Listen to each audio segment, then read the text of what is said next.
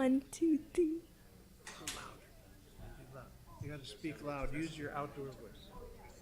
Testing 1, 2, 3. Oh, that's perfect. All right. Do you have any questions? No. By the way, you're welcome to stay afterward, but a lot of people don't. Yeah. You're not required to stay at all. We sure appreciate that you came, okay? So you can sit anywhere. You could even sit up close if you want. And when Dr. Ravi Shah starts speaking about you, go ahead and make your way up here, okay? Okay. Cool. Thank you very much. On the Pledge of Allegiance one, I just have to say. Oh, yeah. What do I have to say? I pledge allegiance to the flag. You can start by saying, I pledge allegiance to the flag of this kind of matter. And then I'll be here, I'll start saying it loud, so everyone will start saying it. Okay. And you can just say the pledge. Yeah. But nobody's going to read this along with you. Yeah. Okay. So make sure to project. And by the way, after he introduces you, he'll read this and then the pledge. Okay? Cool. Thank you. Nobody's looking at you either. You just read it. Yeah. So you just read it. You can just talk to it while you're reading it. Good coaching.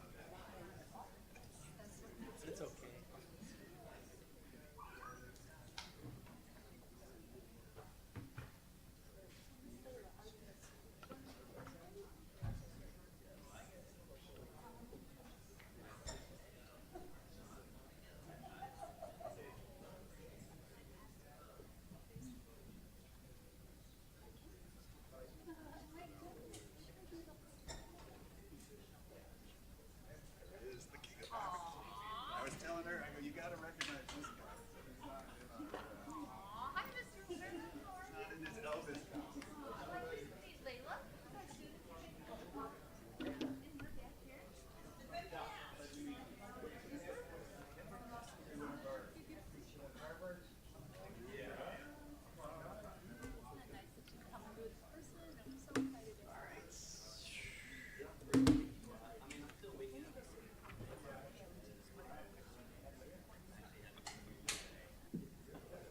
Just don't mess with the page until you get ready. Anyone would do that. I gotta say,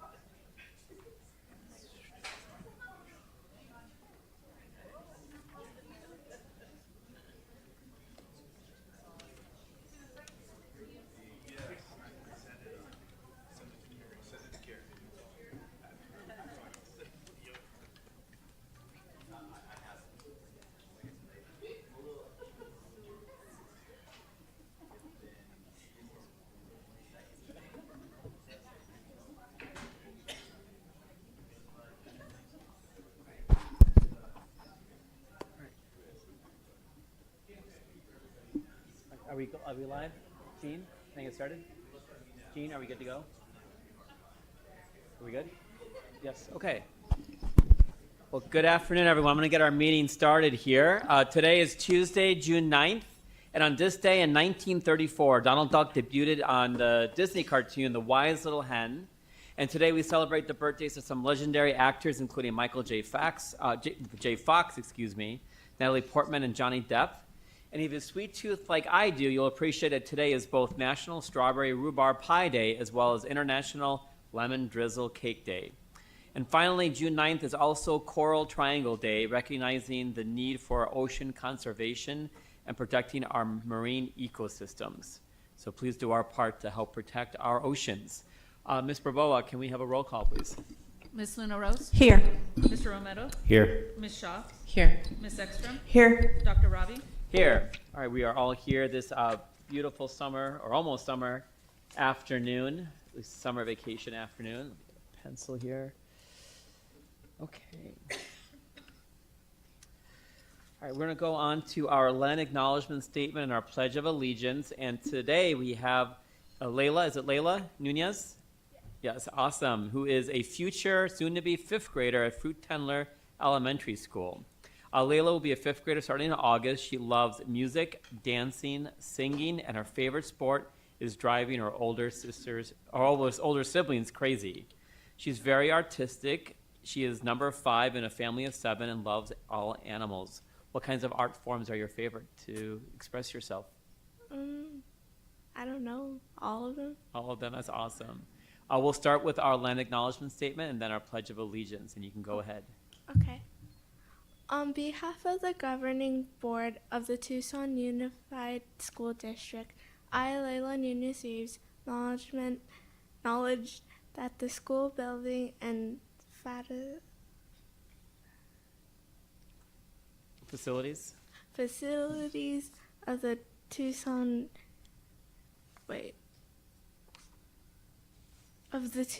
Unified School District reside on the ancestral homeland of the Tohono O'odham Nation, and free freely recognize that the tribal land of Paskayaki tribe. Okay, thank you, Layla. Some helpful sometimes. And if anyone who can, please rise for the Pledge of Allegiance. I pledge allegiance to the flag of the United States of America and to the republic of which it stands, one nation, under God, indivisible, with liberty and justice for all.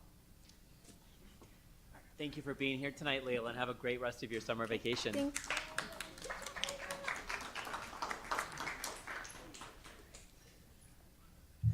Dr. Trujillo, do we have any agenda adjustments tonight?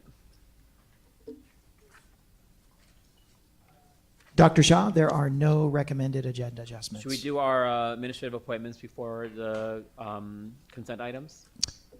Actually, yeah, let's go ahead and do that because consent is long and we've got some staff that'll be speaking to some of those items. Yeah. Okay, so we'll move items 6.1 and 6.2. Do we need to move 6.3? Do we have any family members for 6.3?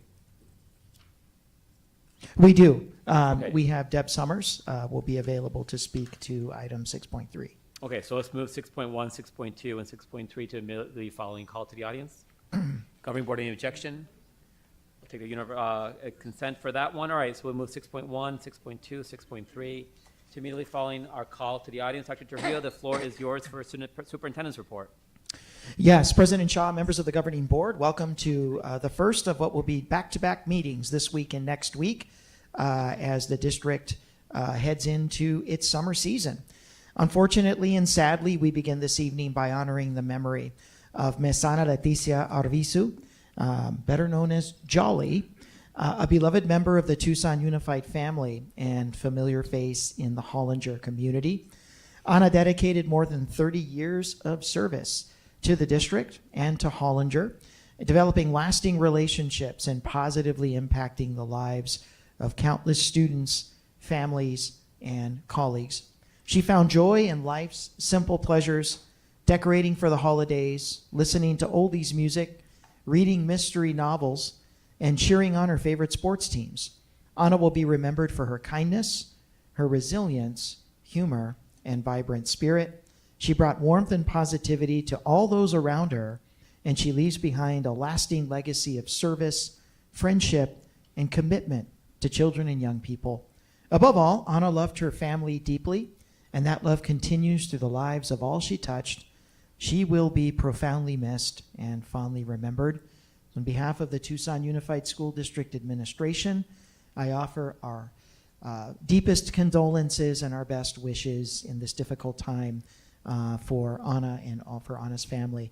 I'd like all of you to join us in a moment of silence in remembrance of TUSD family member and Hollinger staff member, Miss Ana Leticia Arvizu Jolly.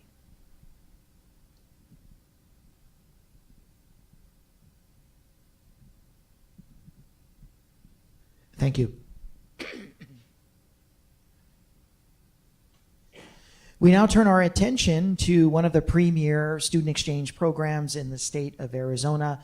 We're talking about the Tucson Korea Ambassador Program.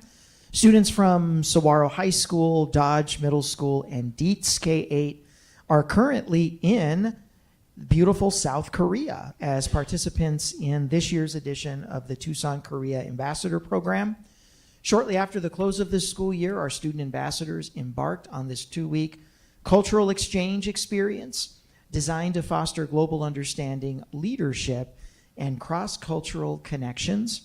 During the visit, students will be immersing themselves in Korean culture, touring historic and cultural sites, and of course attending school alongside their TCAP partner students.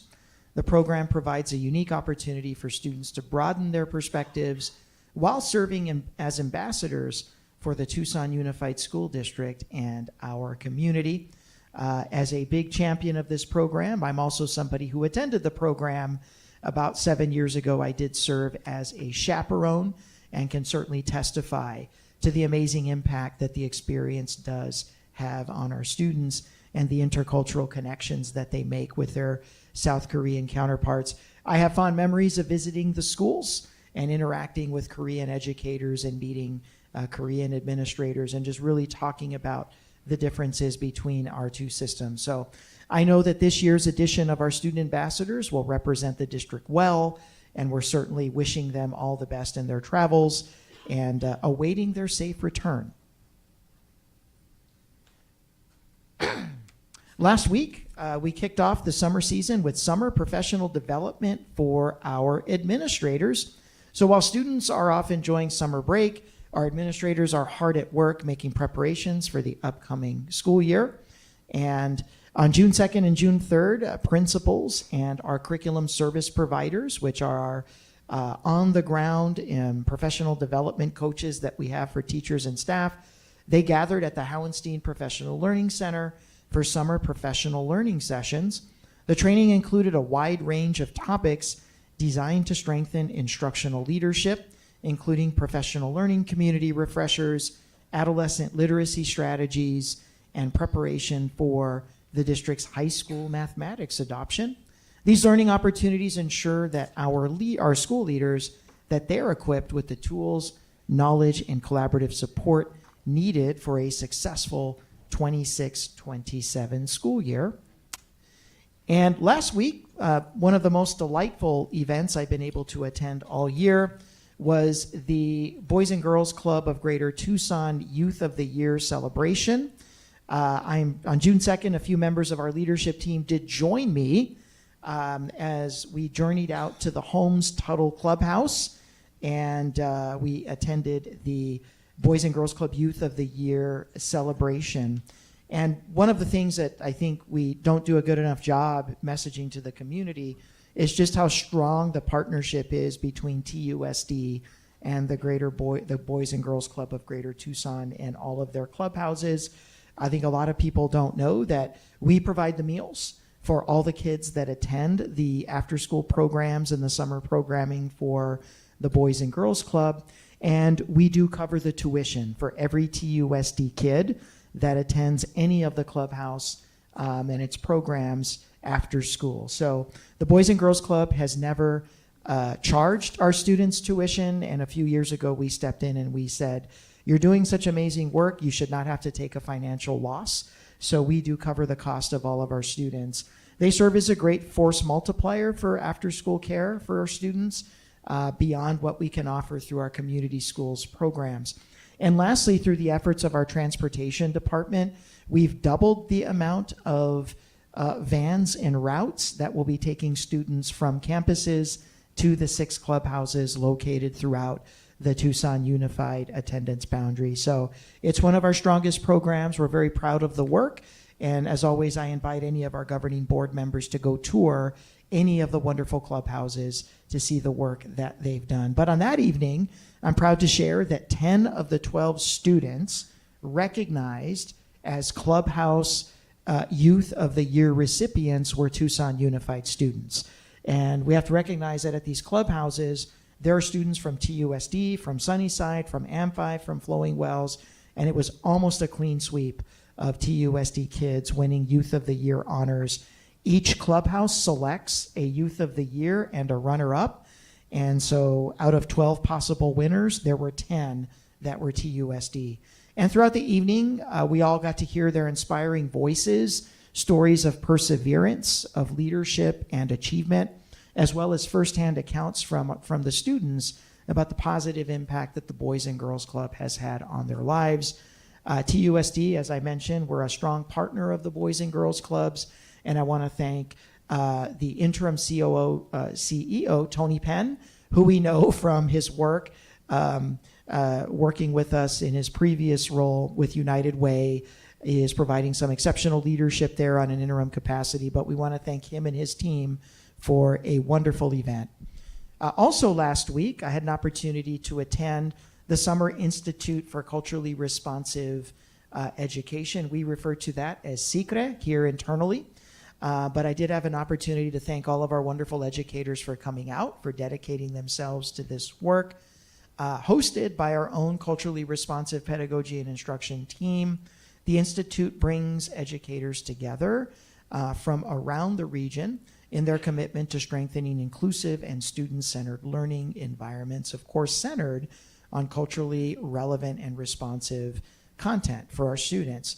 The event provided opportunities for great professional learning, reflection, and collaboration focused on culturally responsive practices that support student achievement. I want to thank Director Lorenzo Lopez and his team and the support of the University of Arizona for offering their facilities for another amazing institute. And lastly, last week, we had the kickoff of our district reconfiguration committee, our advisory committee on the reconfiguration of TUSD schools. The committee is inclusive of parents, teachers, support staff, school leaders, representatives from community and intergovernmental partner organizations. Over the coming months, the committee is going to meet regularly to review data and evaluate the options related to potential district reconfiguration. The committee's work, of course, will culminate in a recommendation that will be expected to be presented and considered publicly by our school board in December. This process represents an important opportunity to engage our stakeholders in thoughtful, long-term planning that supports student success and district sustainability. And lastly, I do want to thank Governing Board Member Ekstrom for joining me yesterday out at the Pascuayaqui Tribe Annex, which of course formerly known as Hohokam Middle School.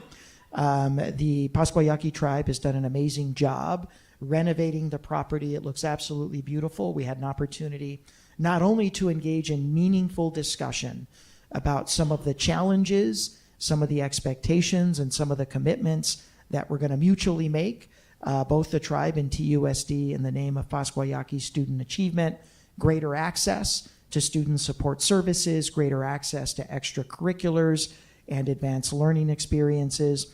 But we also got an opportunity to tour the property and really learn about all of the great programs that the Pascuayaqui tribe has set up for the community out there. We value this amazing partnership and, of course, remain committed to continued collaboration to advance educational opportunities and success for Pascuayaqui youth. And with that, Dr. Shaw, members of the governing board, that concludes my report. Great, thank you, Dr. Trujillo. I'll turn over to our board clerk, Ms. Luna Rose, for our call to the audience. Okay, thank you. Good evening, everybody, joining us on this Tuesday, June 9th. Members of the public may speak during call to the audience. The governing board clerk shall be responsible for recognizing speakers and for maintaining order where it may be appropriate. Those who speak in person or want to have their comments read shall email or call the board office and complete a request to address the board form before the meeting.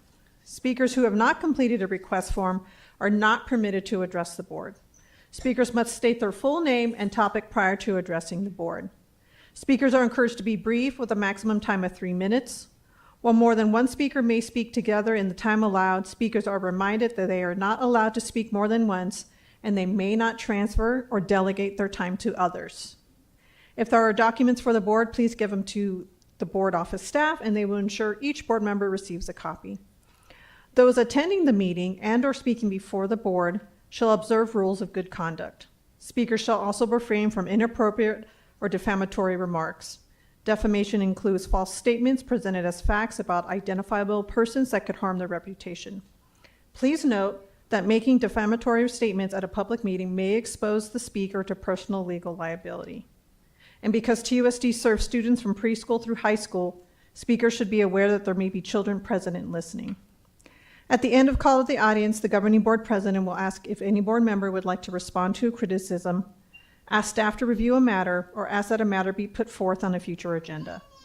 No more than 2 members may address each topic. And our first speaker this evening is Karin Bernal.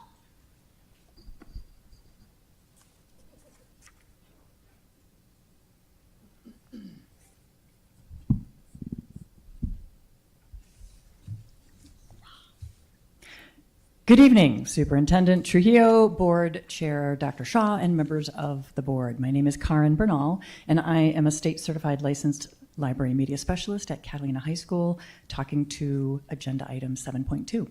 First, I'm glad to see that we're moving in the direction of replenishing our state certified school librarians in the district. 6 is a small start, but at least it's a start. So thank you for considering funding this. Some of my 6 concerns and questions are as follows. 1, will the current library assistants at these schools keep their jobs and be retained to help orient the incoming certified librarians? What the library assistant provides is extremely valuable in the operation and efficacy of the library as a whole. 2, will the interview process involve any of the current school librarians? If so, I'm sure any of us would be happy to help or offer our expertise and input. 3, will there be any future discussion about hiring a district-level library director that can work with the IT department and serve as a leader and program director for the librarians and library assistants? 4, according to the amended policy INDJ, the district is supposed to provide guidance to students on responsible AI use as part of the digital citizenship curriculum. So teaching information and digital literacy, including the ethical use of AI, is one of our main jobs, and I hope the district does plan on involving the librarians in some way in this endeavor. 5, is there any talk of getting any kind of budget for books? Libraries still need funds allocated to replenishing outdated, damaged, lost books, keeping the collection current. One of our main missions as school librarians is to get books in the hands of students, and the district's goals are to promote school-wide reading culture and literacy. We can't do that very well if we don't have an allocation of funds to purchase culturally relevant books that will keep our students interested and engaged. 6, I notice on your timeline for 7.2, you would be doing a 1-year impact report on the implementation of librarians at these sites. And in my 16 plus years as a library media specialist, I know it takes sometimes at least 2 to 3 years to really feel like programs are making an impact and to be able to gain the trust of teachers as fellow collaborators. So I hope the evaluators keep that in mind. In closing, we want to be able to implement our library programs and provide our services to all schools district-wide, not just the current 11 plus these 6 new positions. And we love working with our students and staff and making a difference in their lives. By inspiring them to read more, teaching them how to think critically, evaluate the constant barrage of information around them, and become ethical users of information. So thank you for considering how important these positions are in our schools, and we hope that there will be future conversations about how we can make that happen. Thank you. Thank you. Next is Dr. Judy Morellian.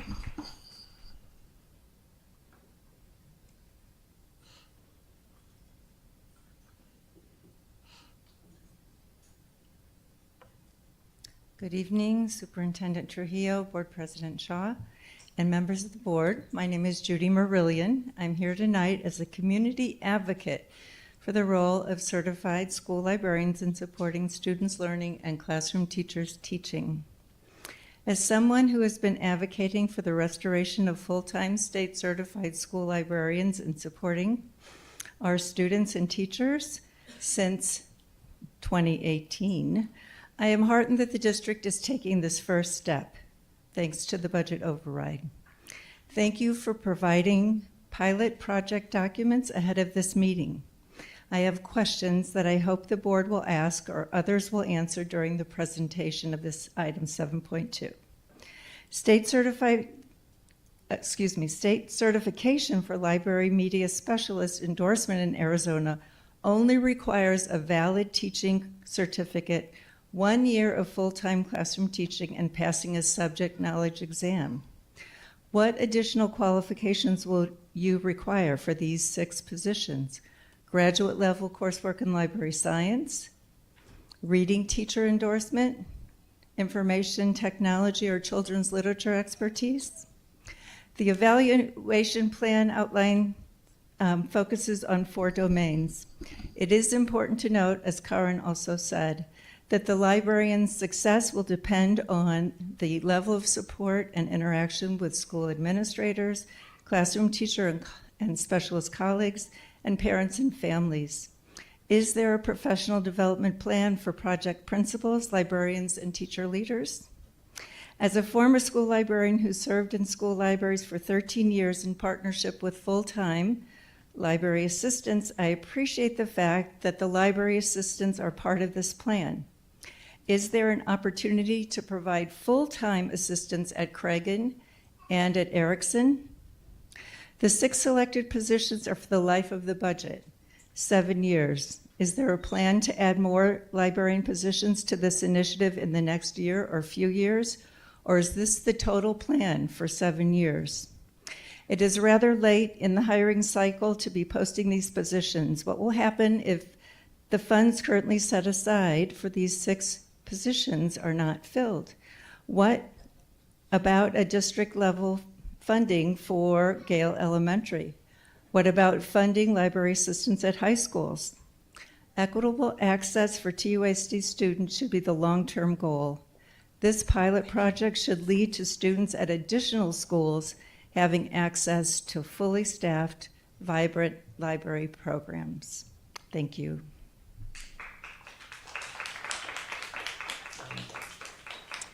Next is Victoria Bodiani.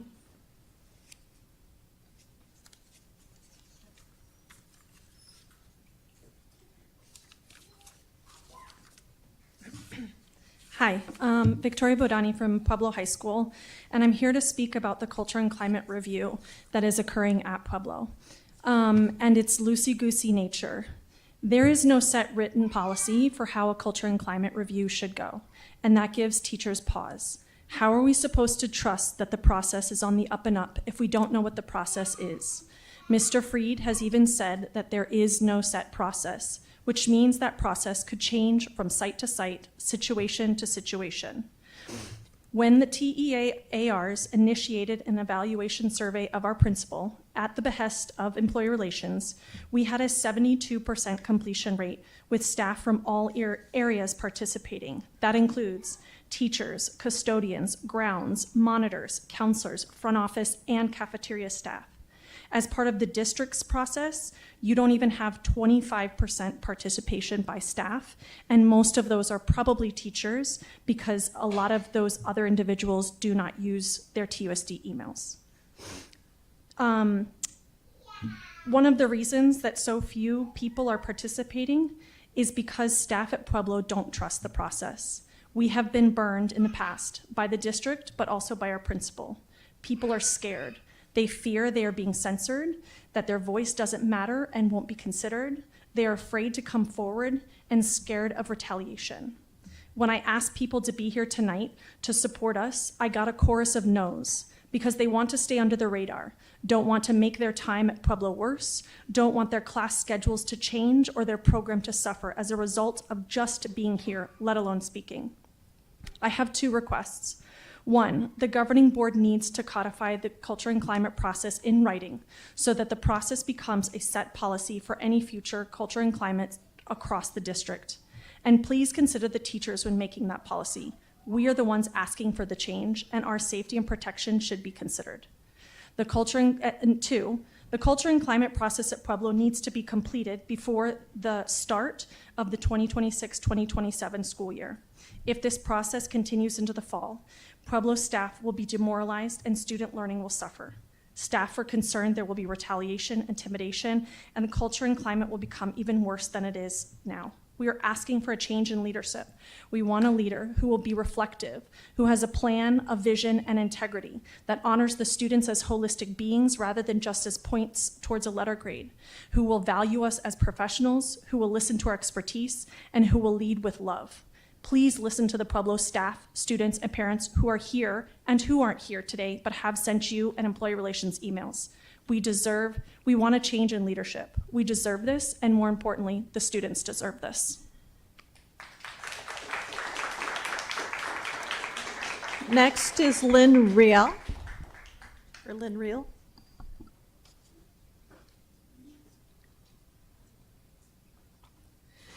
Good evening, Dr. Trujillo, Board President Dr. Shaw, and board members. My name is Lynn Reel, and I am the teacher librarian, library media specialist at Gale Elementary School.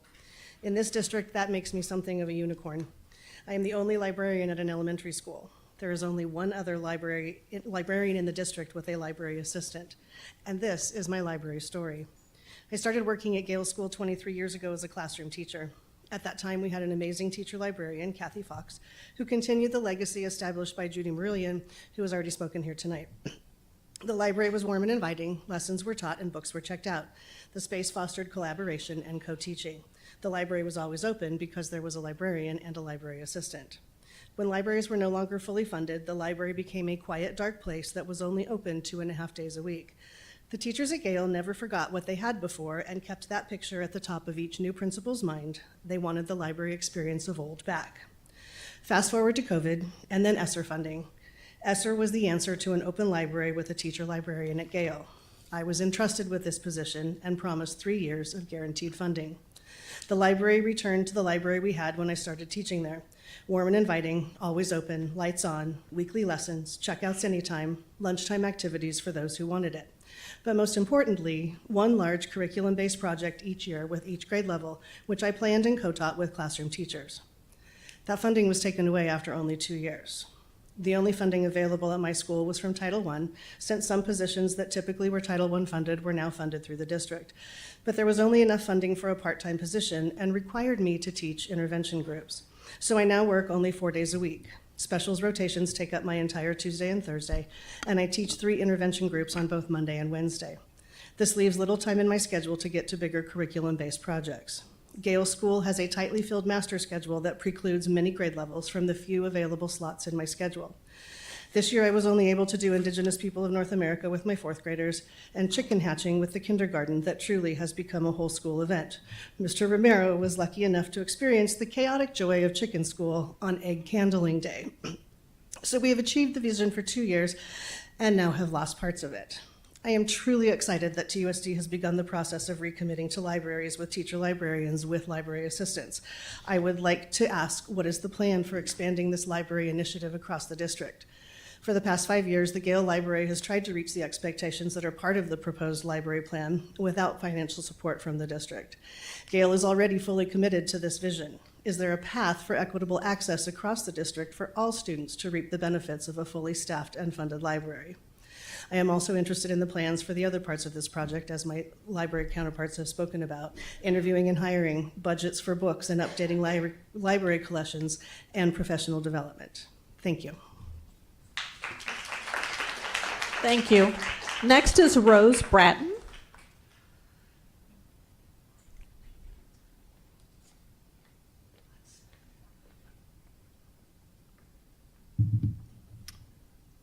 My name is Rose Bratton. I am a library associate and cataloger for the Educational Materials Center, part of Fine Arts. I'm one of 4 remaining central library staff. At a previous board meeting, I shared my concerns regarding the expectations of library staff in the district, particularly of classified library assistants alone in elementary and middle schools. The Certified School Librarian Placement Initiative is definitely an answer to a lot of these concerns. I wholly endorse this program. There are 73 elementary, middle, and K-8 schools in this district with school libraries, and only one of them has a certified librarian, and as you heard, she has her own challenges. This pilot program will bring that up to 7, which is a modest start, but a start I'm really excited for nonetheless. I believe strongly that the high rate of state-assessed minimally proficient ELA students in this district is in part due to our neglect towards libraries. Reading interventionists do amazing work, but library media specialists can push that even further using the resources that already exist at these schools, tens of thousands of books at all of the schools across our school sites, underutilized without having certified librarians. Many of these libraries host books students have sincere interest in, encouraging the use of a space where reading can be something enjoyed, where it's not just work, will go incredibly far at promoting literacy in our schools. I know the replacement of library assistants may seem like a cheaper option to some, but that would be disastrous, and I'm glad, as far as I understand, this program avoids that. Many library assistants struggle to find the time for the myriad of duties they handle. Replacing them with a librarian would only make a different person host to these responsibilities, along with newfound instructional responsibility. When I was a student at Booth Thicket, the school had 3 library staff members. I grew up to see that number drop to 1 and eventually go just to me. Compared to the 2 or 3 library staff at many of Amphi's school district libraries, this pilot program has been needed for a long time to help us catch back up. The role differentiation between library assistants and media specialists is also a great relief, not just to me, but to many of the library staff I know have struggled under the current definition. I have one major question though. What about technology? Management of Chromebooks and tablets are still something that need to be accounted for with library staff. I'm extremely enthusiastic for this program.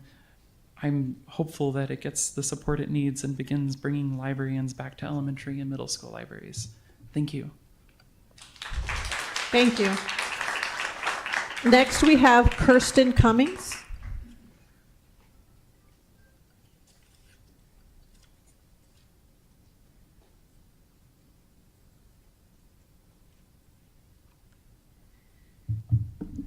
Good evening, Dr. Trujillo, Board President Shaw, board members.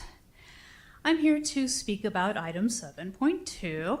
I congratulate all who worked on this proposal. The hiring of new librarians, aka library media specialists, in addition to keeping our dedicated library assistants, is exactly what the budget override was made for. Some might argue it is not enough. I understand that override monies come in over time and that we are still facing a budget deficit for the next 2 years at least. Therefore, I see the implementation of a starter pack, if you will, as both wise and prudent. My favorite slide of the presentation is the one delineating the differences in scope between the two positions. It shows not only what kind of work has been asked of our library assistants that would better be suited for librarians, but also what it can look like when you have two people working in tandem for their school community. I was a full-time library assistant at Hohokam and then Valencia Middle Schools. I did my best with circulation, assisting teachers with lessons, etc. But the hardest and yet most rewarding part was reaching those reluctant readers. I was lucky enough to have the encouragement of my administrators to do anything I could, and also to find a live male tarantula in my office on my first day. Voila, library pet. At each school, I had a critter in a terrarium in my library that the students could name and maybe even help feed with crickets. Once those students came in, soon came the questions like, "Miss, do you have books on tarantulas?" And "Miss, where are the scary stories?" You see, once you've grabbed the attention of those reluctant readers, the world is open to them. If I could do that by myself, imagine the magic two can do for their students. As a granddaughter of a librarian and a lifelong literacy advocate, I can only be excited for the future should this item pass. Thank you for your attention. Thank you. Next, we have Gary Olson.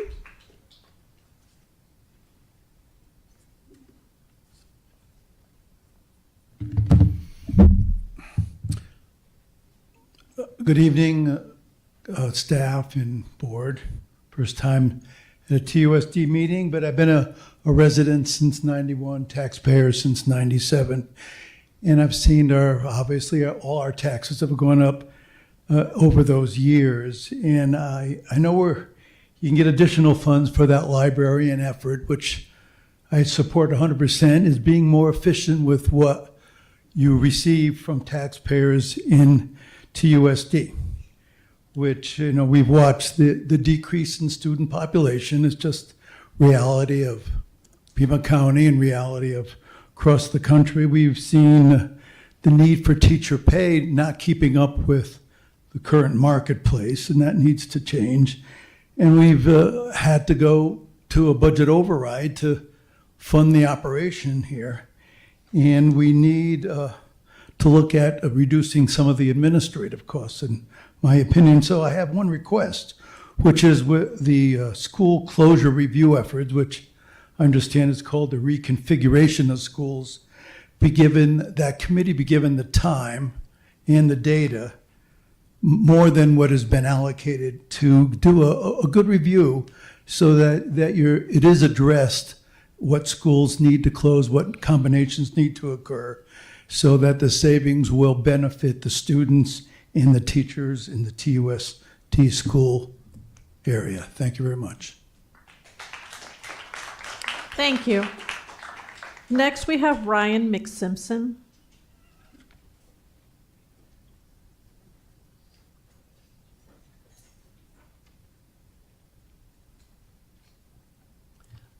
Good evening. My name is Ryan Simpson, and I'm speaking on behalf of a fellow teacher at Pueblo High School. TUSD Governing Board members, I am writing to present complaints regarding ongoing instances of sexism and leadership failures that I have experienced and continue to experience in my role as a teacher at Pueblo High School. I have over 10 years of teaching experience. As a woman, I have countless examples of sexism exhibited by our principal. One evening my classroom was used without my knowledge, and I came back the next day to find items misplaced, projects students were working on thrown away, and general disarray. I immediately went to find our principal for answers and guidance. Obviously upset, our principal stopped me in the middle of explaining the situation, telling me to stop and, quote, not be so emotional. He did not provide support or answers as to how this happened, and instead told me it wasn't, quote, a big deal. I knew then I could no longer go for him for guidance or support. Our assistant principal team works incredibly hard. They are visible in hallways, provide support and guidance when faculty and staff need it, respond to emergencies in a professional and calm way, communicate directly and consistently, and encourage meaningful change at our site. I believe this to be effective leadership. It is surprising, then, that our principal would address the stellar team as, quote, pains in my ass and, quote, his little boogers during professional development meetings. It is important to note that our AP team consists entirely of women. This is the way he speaks about women publicly. I do not feel comfortable speaking with him privately without a male colleague in the room. I am concerned about the lack of effective leadership practices within the school. Ultimately, concerns raised by teachers are often handled reactively or ignored altogether, resulting in recurring problems that remain unresolved year after year. When teachers took the initiative to amend the Site Council Constitution for specificity and inclusivity, our principal missed planning and discussion meetings and instead held behind closed doors meetings in order to halt progress and cast doubt about the project. We are hoping for change of leadership at Pueblo High School. Thank you very much. Thank you. Next is Cristobal Saldana Buckner.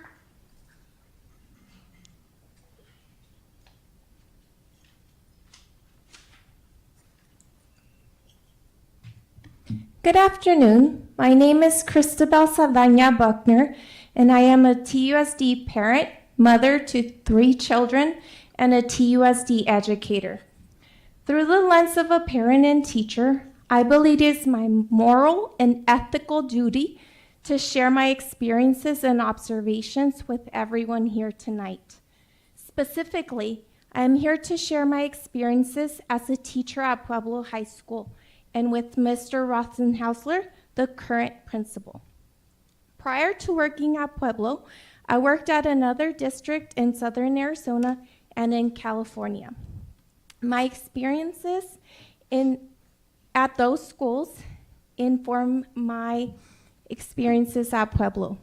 It is no secret that teaching is a difficult job, and having a supportive administration truly makes the difference between continuing our career or leaving education like hundreds of thousands do every year. Unfortunately, Pueblo does not have a supportive principal. We are constantly disrespected as professionals. When we share our expertise, thoughts, and ideas, we are swiftly shut down, publicly shamed, and often threatened. Our input is never valued, and instead it is received as an attack. I will never forget the day when I went to Mr. R's office to share an idea for a project he was working on. After sharing it, he went to the corner of his office, grabbed a wooden baseball bat from his window, sniffed it as he paced in his office holding the bat with two hands. At first, I dismissed that incident, thinking it might be a quirk. Then I started to notice a pattern. Every time I gave my input, and especially if I disagreed with him, he would issue some sort of threat. I cannot recall many conversations with Mr. R where he did not threaten me in a veiled or explicit fashion. Additionally, Mr. R is not very visible. If there's a problem, concern, or an emergency, he rarely addresses the situation. Most times, he sends an AP to do all the work for him. In order to get a single meeting with him, I had to schedule 3. He failed to show up for the first 2 without notifying me. It is a well-known fact around campus that he does not show up to work. And when he does, I'm not sure how much work he actually does because... I'm sorry, your time is up. Thank you. Thank you. Next speaker is Jason Buckner.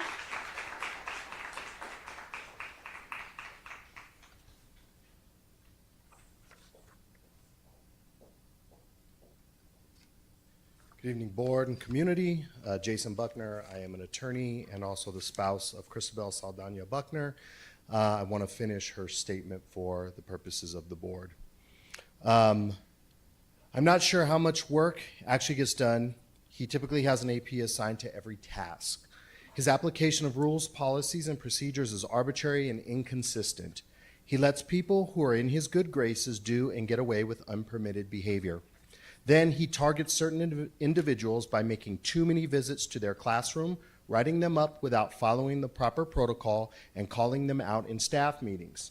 He expressed great distress and sadness during a staff meeting that he was having a hard time losing a staff member that was released due to grooming and pedophilic behaviors. The same is true for his treatment of students. I have heard my students talk about how they are well aware that they will not get in trouble for anything, including drug use on campus, while other students complain about getting punitive punishments because administration does not like them. Even students understand where they stand with administration and what type of punishment they will receive or not receive based on how Mr. R feels about them. I have heard female student athletes talk about feeling uncomfortable about their principal filming them during their time in the gym and posting them on social media. It is for this reason that I am relieved that we made the decision not to send our eldest daughter to Pueblo High School. As a mother, based on his reputation, I would not trust Mr. R with the safety and well-being of my children, and I do not think any other parent should either. Lastly and shockingly, he has made it expressly clear in our site council and staff meetings that parents are not welcome on campus. I leave it to your charge as board members to ensure the safety and well-being of our community's children as your top priority. Our children deserve better, my colleagues deserve better, Pueblo deserves better. Please remove Mr. R from his position as Pueblo High School principal. Thank you, board members, for your time and attention. I want to spend the last minute speaking directly to something that Dr. Trujillo mentioned. Dr. Trujillo mentioned meeting with the Pascua Yaqui tribe at the tribal annex yesterday. Pueblo High School has the second highest number of Yaqui students in the community behind Choya. It is home to 2 of the traditional tribal communities, 2 churches at Milagros and San Martin de Porras on 39th. If you care about the Yaqui children, the native students, I do not understand why it takes multiple requests. You have now heard from dozens of teachers from the South Side to look into this issue.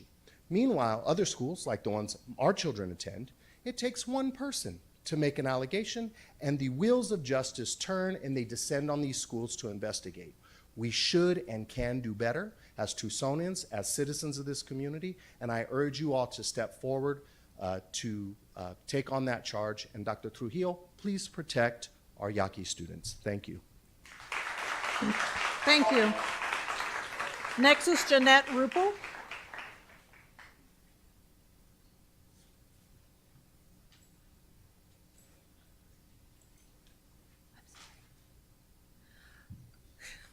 Hello, my name is Jeanette Rupel, and I am an English teacher at Pueblo High School. And my question is, does TUSD have a plan of improvement for someone who does not believe they have deficiencies? As an AR, I'm privy to an incident between Principal Rosenhauser and another teacher. This teacher complained when Mr. Rosenhauser charged teachers to park in the main parking lot. This complaint had to be escalated to the district and ADE before Mr. Rosenhauser refunded teachers their money. Later that school year, Mr. Rosenhauser issued an LOI to that teacher for being disrespectful towards a staff member. It took several emails to get Mr. Rosenhauser to release the accuser's name and the formal complaint, which turned out to be a text message of Mr. Rosenhauser asking if she was rude, and the staff member saying, yeah. This teacher was able to produce 3 eyewitness testimonies to prove she was professional during the encounter. Despite this evidence, Mr. Rosenhauser still wrote her up. This write-up was removed on appeal. During the last quarter, Mr. Rosenhauser has seeded the campus with rumors. Upon learning the anonymous letter, Mr. Rosenhauser accused teachers and administrative staff by name for writing the letter. Upon learning about the non-biased survey, Mr. Rosenhauser blamed teachers for swaying other staff members against him. Upon learning of the Culture and Climate Review, Mr. Rosenhauser told teachers his superiors said he would be fine. He told teachers districts said he was too lenient with them and should be stricter. He told teachers he will be writing people up next school year, this one that starts this August. Rather than self-analyze, self-correct, Mr. Rosenhauser has sown mistrust, anxiety, and fear. If 10% of my students told me that they were afraid and unheard in my classroom, I would change my behavior and my instruction. That's what a good leader does. I fear no evaluation, no observation, no survey, no critique, because I want to be a better person and a better teacher. Why do our principals fear this? So I ask you again, does TUSD have a plan of improvement for someone who does not believe they have deficiencies? Thank you. Next is Soka Wise.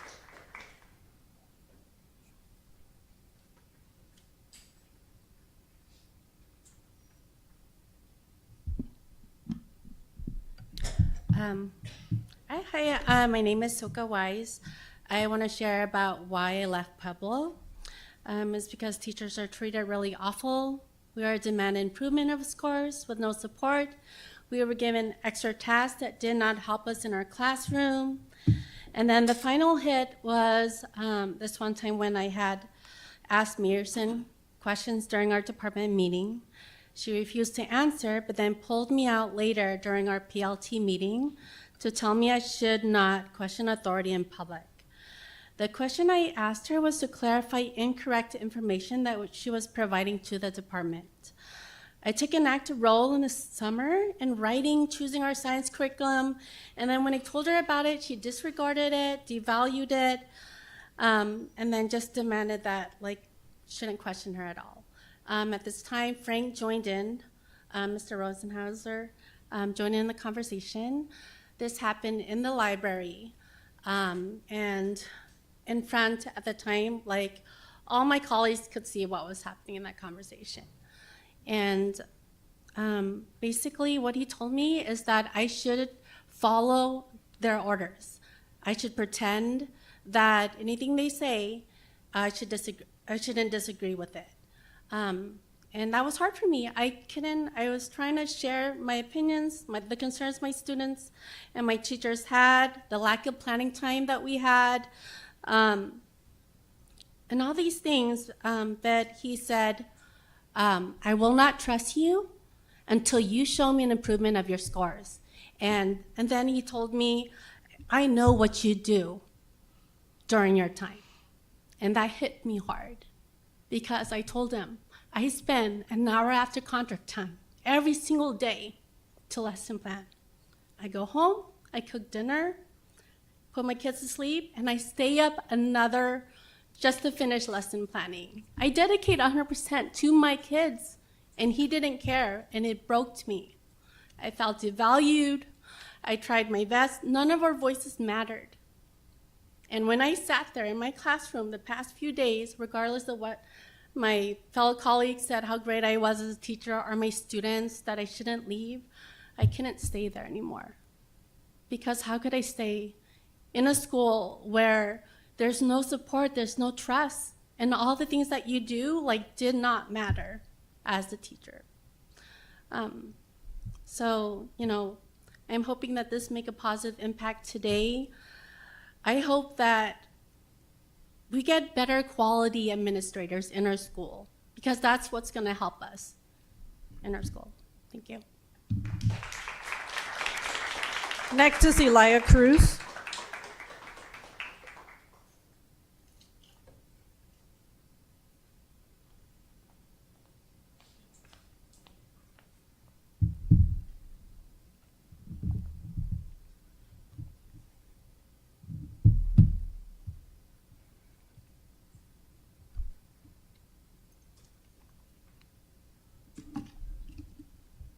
Hello, my name is Elia Cruz. I am a paraprofessional at Palo Verde High School in the autism classroom, going on my 5th year with TUSD. I want to firstly thank you all, everyone, for taking your time to be here and listening to me. I hope your summers are treating you well. I think every department definitely deserved the break, especially since the past school year has posed so many of the same, but also astonishingly new challenges, errors, and overall incompetence. Many that could have been avoided by simple communication, and that's a direct quote straight from the board at the ExEd Forum of May 14th this year. When asked what steps they will take differently this coming school year in terms of communication, they responded, "We're going to move forward from that and focus on the positive." This is what we call lip service or performative concern, where one expresses a concern to appear caring, yet no action is truly addressed. After that meeting, I took it upon myself to reach out to different staff members from various departments across the school district to hear their experiences with TUSD and leadership. What I found was many similar, if not the exact same stories as my own, such as the concerns being shed from Pueblo High School. I personally have never felt valued in my confidentiality. One example is this year, we were given a new speech therapist, a much older gentleman in his 70s. Much like the other speech therapists we've been assigned, he would work with our students maybe twice a month if we were lucky. This one in particular never missed a day, not because he was working with students, but because he would use his time to talk with female staff in an inappropriate manner. One occasion telling me that if he's not too old, I'd love to apply for the position to bear your children. I reported it immediately and made it clear that I don't feel comfortable working with him, especially if I'm going to go through with this report. They said not to worry, I'd be protected so no retaliation happens. I get notified later that I need to talk with the speech therapist face-to-face with the mediator scheduled for August of 2026. I made the report this February. I have to continue working with this man for the remainder of the school year, and he made me feel so little and so uncomfortable that I had to start taking my lunch breaks when he was there just to relieve myself. What this is showing me is that this is not just an individual school problem. This is a deep internal problem that has unfortunately become part of the TUSD culture with no support from leadership roles. If anything, they contribute to it. I have mentioned the performative nature, the lack of confidentiality, and the retaliation that have been the core foundation of our district. So I ask, how are we supposed to help aid our students when we can't even help ourselves? If I may give a suggestion, just listen. Too little listening leads to rushed, ineffective action, and listening without action leads to paralysis. Listen enough to understand, then act on what you've learned. Thank you. Thank you. Next is Cameron Rodriguez.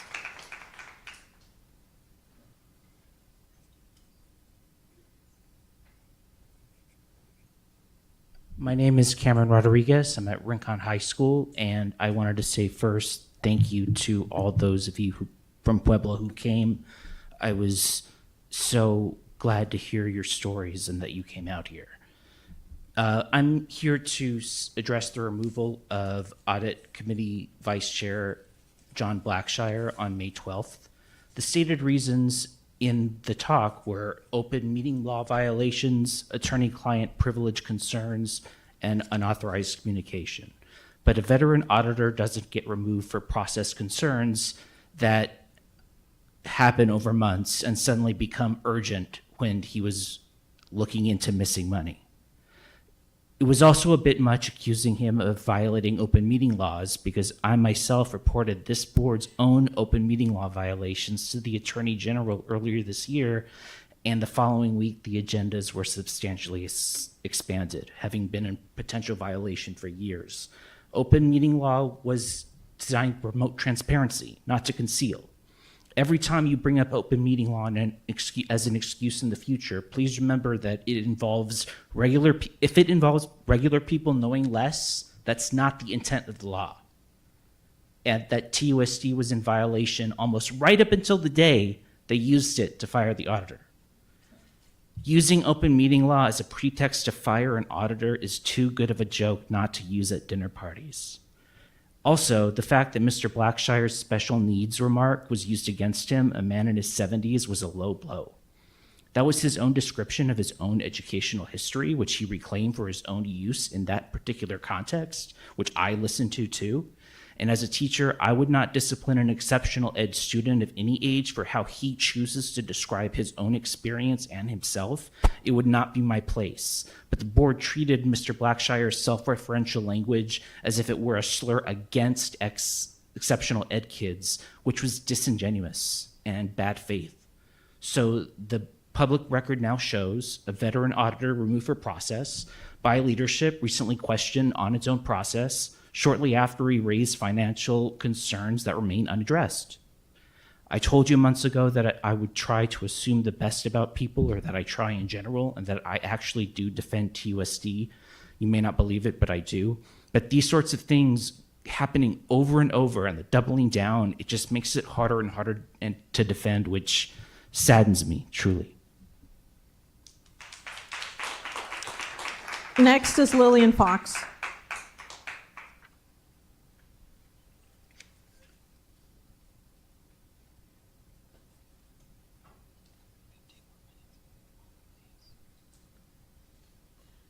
Members of the board, President Shaw, Superintendent Trujillo, and Yolanda Barboa.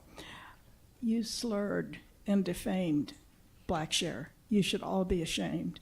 He got no due process. None of you talked to him. You're basing everything on what he told you. I was at the same meeting. I read the same transcript. He never did the things he's being accused of. Okay, thank you. This is too loud for me. If you just look at this is really so sad to me. The reason I keep coming here and telling you stuff like this, you can't let this kind of thing go on. Your very best high school is Sabino. Every single one of the East Side high schools in the other districts are far better than Sabino, and Sabino's your best regular school. Furthermore, 2 of Amphi's 3 high schools are far better than Sabino. You know, they're up there with the other East Side districts. The Flowing Wells High School, that's a very high poverty district. They are better than all except for 2 of your high schools. Now, unless you think something's wrong with our kids, if you think something's wrong with our kids, I've got a problem with you. Our kids are far more intelligent than this would suggest. TUSD, year after year, is the richest district locally. There are occasional years where some other district gets a little bit more money than you do. You are a rich district. Every year, you have more money per student than all of the other big districts, except for 1.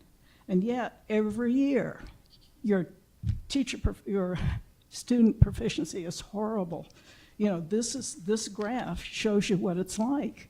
You can't tolerate this. You have to demand better from this district. They have the money to educate kids. They are not doing it. One of the reasons there's a problem here, in order to have really proficient kids at the high school level, you got to work hard at the elementary school level. You have got to educate those kids. They've got to have the resources they need. The first 3 years, they have to be in small classes. You have to have good libraries if you want them to get past a second grade reading level or third grade reading level. You're not doing it. You also need recovery teachers for kids who are struggling. You have a lot of struggling kids. I had a hard time reading. I am so thankful that I was not in the school district the way it was now, because I wouldn't be reading.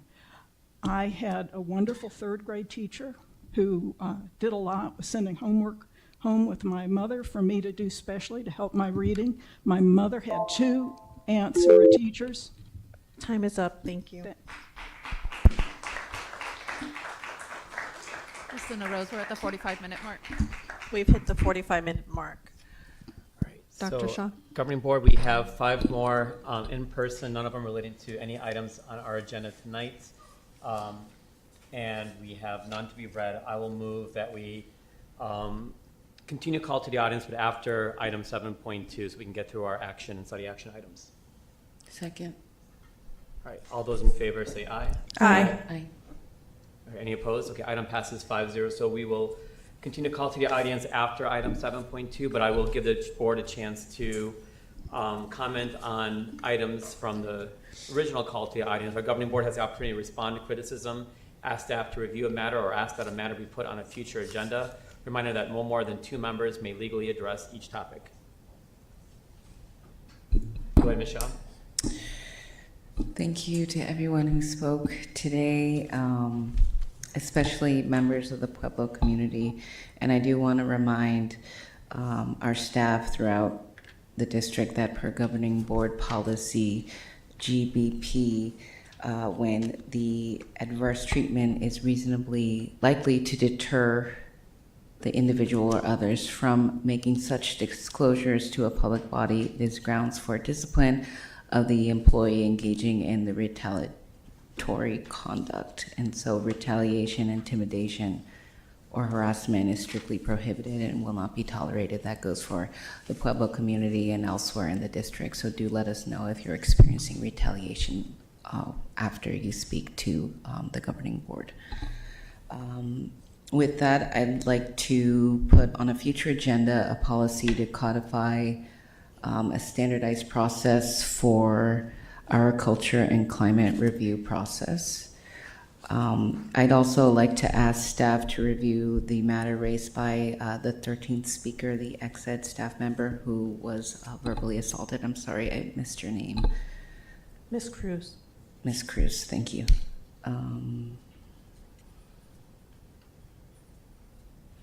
And thank you to those who came to speak on behalf of librarians and librarian assistants. I'll save my comments for that agenda item, but I'm in full support of your requests.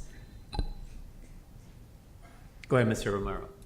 So first thing I just want to mention, again, to our Gale librarian, again, experiencing Chicken City at our library was just more than an event for our students. And a lot of our librarians do special events for them. It's not just, again, for the reading aspect of it. It's also educational learning in a lot of other ways.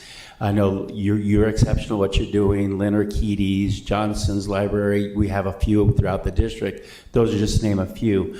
So I just want to let you know that I see that as a board member, and I appreciate the work you do for those kids.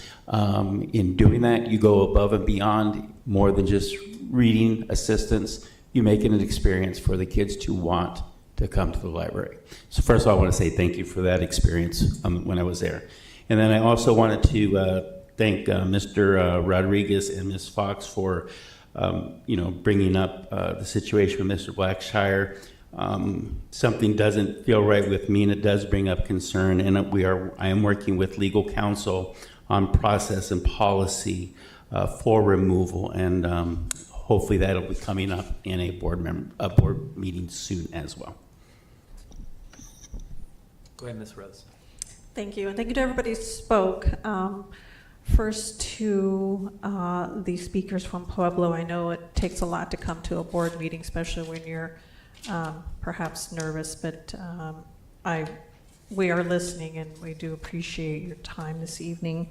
And I'd also like to acknowledge Mr. Olson, who also said that it was his first time coming here. Thank you, sir, for coming and speaking about the budget and how we can be going forward. So I appreciate your words this evening. Dr. Shaw.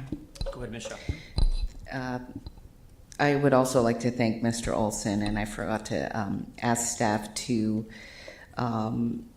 provide full comprehensive data about enrollment, like for the past 10 years, and also the budgets of schools and the district to the reconfiguration committee. Okay, thank you, everyone. Like I said, from the vote, we'll get back to the rest of the call to the audience after our study action items. We'll move over to our action items. Item 6.1, administrative appointments. We have interim director of grants and federal programs. President Shaw, members of the governing board. Tonight, it is our pleasure to recommend an outstanding leader who for the last almost 10 years has been serving in the assessment and evaluation department as a research project manager. He's been deeply involved in the school improvement process with our principals, on the ground, meeting with site administrative teams, helping them put together school improvement plans, identifying funding sources to fund some of those efforts. And tonight, we think that he will be a great addition to the leadership team.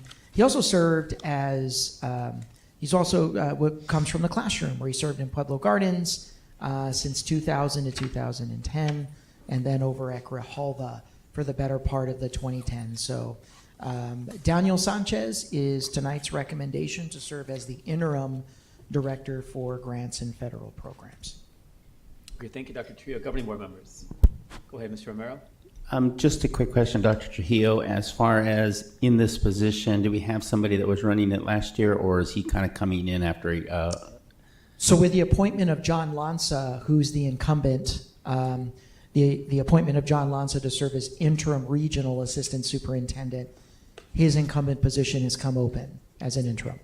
Okay. And is there, like, I guess, for this interim thing, will he be then considered as a full-time for this position after that, or is it open up for people on that also? That's a great question. As with all of our interim positions, this candidate will have to apply and compete in a permanent selection process. Great. I'll move the item. Right, I'll second. Item moved by Ms. Luna Rose, second by myself. All those in favor say aye. Aye. Aye. Any opposed? Item passes 5-0. Mr. Sanchez, congratulations.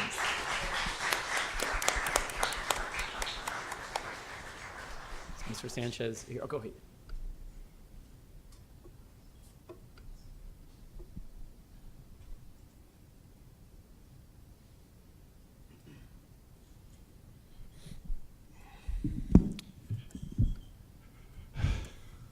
Dr. Shaw, governing board members, Dr. Trujillo, legal counsel, thank you for your confidence in my appointment to serve as interim director of the Grants and Federal Program Department. I'm humbled and honored for this opportunity to work with an experienced and skilled team in continued support of our students, staff, and our schools. TUSD has been an important part of my life since my elementary school years as a student at Menlo Park, through the onset of my general education career at Pueblo Gardens and my continued professional growth as a special education teacher and learning supports coordinator at Grijalva, as well as my nearly decade-long tenure in the assessment and evaluation department. I wish to thank my director and my teammates at A&E for living and breathing our mission statement through our strong collaborative spirit. I look forward to our continuous partnership on district initiatives. I wish to also extend my thanks to my wife and our daughters for their support and for sharing me with our TUSD community. Thanks again, and I wish you and your respective loved ones a pleasant and peaceful summer. Thank you. Thank you, Mr. Sanchez. Good luck to you next year. Next, we have item 6.2. Dr. True, we have 4 interim assistant principal appointments. Yes, President Shaw, board members, we'll go ahead and read off the 4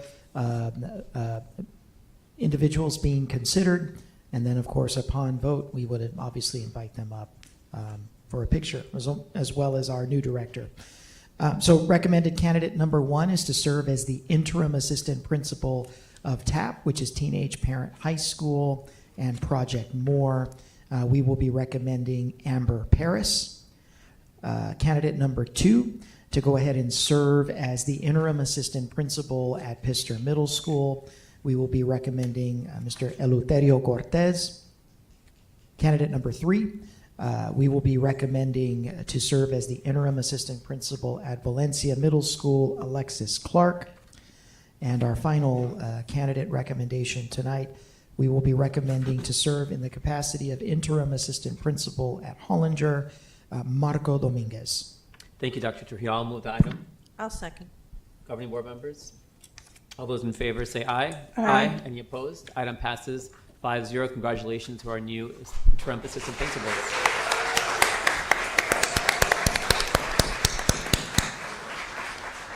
So our governing board meeting will take a momentary break so we can congratulate the new appointees and do some photos. Yes, so appointees, if you want to join us for a quick photo op with the governing board, that'd be great.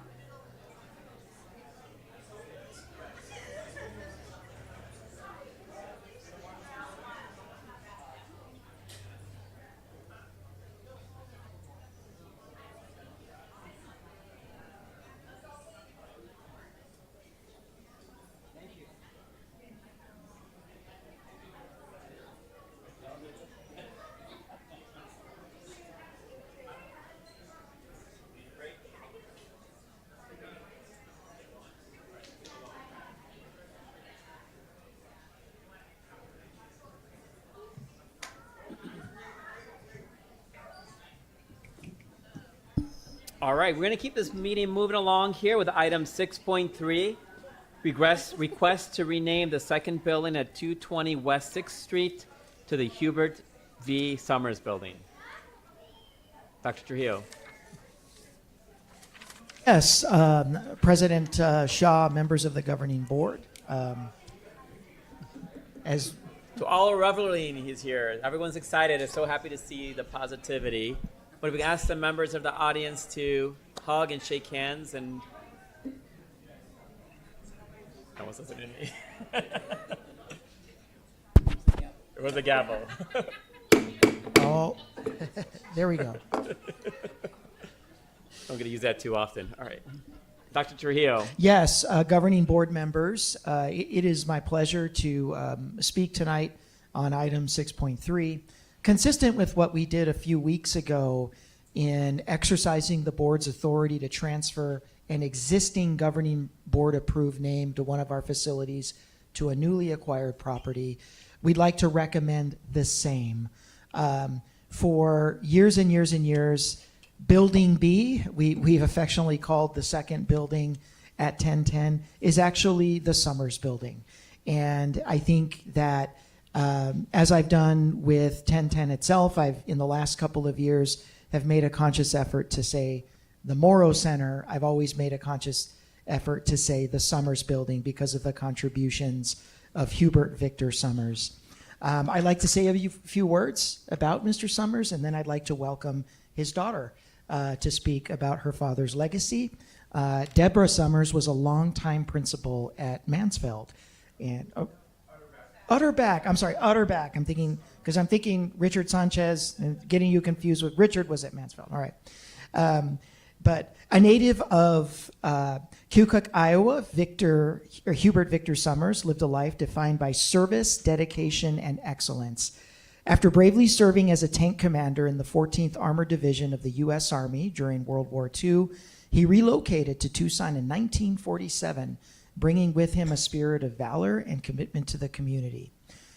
Hubert's contributions to education in Pima County were outstanding. A graduate of the University of Arizona in 1950 with a degree in public administration, he dedicated himself to school finance positions within the county. His tenure of 27 years as the business manager for Tucson Unified School District, a role that he assumed following the passing of Joseph McGee, showcased his unwavering leadership and commitment to fiscal responsibility. Hubert's service culminated in his retirement as an assistant superintendent for business services, leaving a lasting and enduring legacy of integrity and excellence within TUSD. Beyond his professional accomplishments, Hubert was a man of diverse interests and passions. From his love of card games to his talent for creating stunning stained glass artwork, from his adventures in travel, fishing, and camping to the joy he found in the company of his family. Hubert embraced life with boundless enthusiasm. Hubert's impact extended far beyond the walls of the school district. His involvement in the Tucson community was legendary, as noted by his leadership roles in organizations like the El Camino Baptist Church, where stained glass work graced the entryway, as well as his service on the YMCA Board of Directors and the Southern Arizona Heart Association Board of Directors, and also the Palo Verde Kiwanis Club. These commitments underscored his deep commitment to serving others. As past president of the Arizona School Business Officials Association, he did play a pivotal role in shaping educational policies and modern-day school financial practices and structures. In recognition of Hubert Victor Summers' outstanding contributions to education, his exemplary leadership within the Tucson Unified School District, and his unwavering commitment to community service, I respectfully submit his name for your consideration in transferring his name from Building B at 1010 East 10th Street to the second building over on 220 West 6th, which would designate that building going forward as the Summers Building. And with that, I would like to welcome his daughter to the podium to offer some words about her father's legacy.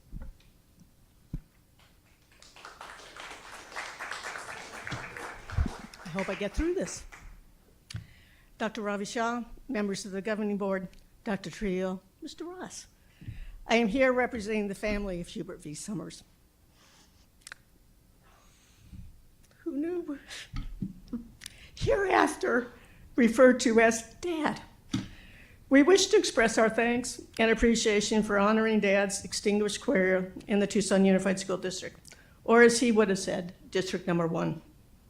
Dad was proud of his 29 years of working in various fiscal management positions, starting as a Badger when he was the bookstore manager at Tucson High, and retiring as the assistant superintendent of business services. During his tenure, there were many accomplishments, which you've heard of, but two that stood out for him were first, libraries in every school. That was something that he totally believed in. Not the rolling carts going from classroom to classroom that my brother and I had. Second, the building of the central kitchen that became self-sufficient after 5 years instead of the projected 10 years. The best part of the job for Dad was the accomplishments of all TUSD employees and students, along with the joy of watching student performances and competitions. It is with grateful hearts that we again thank you for this wonderful tribute to our father, grandfather, and great-grandfather. If you ask my staff at Utterback, I don't think they ever saw me cry. Thank you for your time and have a wonderful summer.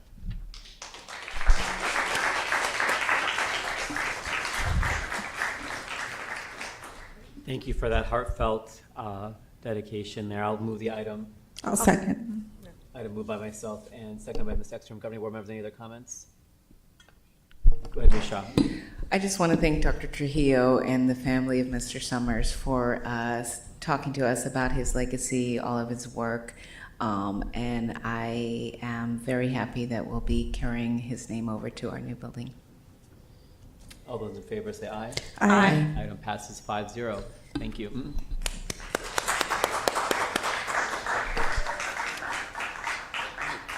Next, we'll move to our consent agenda. Dr. Trujillo, items 5.2 to 5.18. President Shaw, members of the governing board, the administration recommends consideration and passage of the consent agenda as presented this evening. Governing board members, are there any items to pull off of our consent agenda? I'll be pulling a number of items. I'm going to be pulling items 5.3, 5.8, 5.9, 5.11, and 5.13.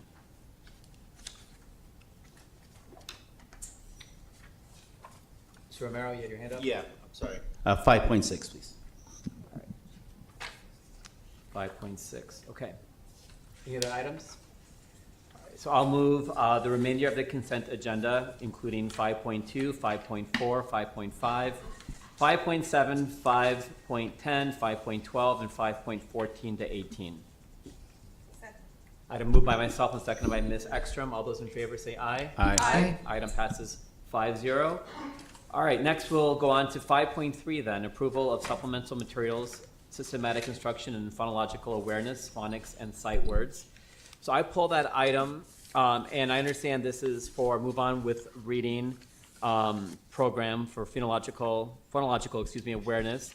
And I saw that there was licenses for digital material. I know we've had discussions about digital material in previous board meetings, especially for our youngest kids, and I understand this will be targeting work for our youngest kids. So I wanted to ask more about the digital license material or license for digital material in this proposal.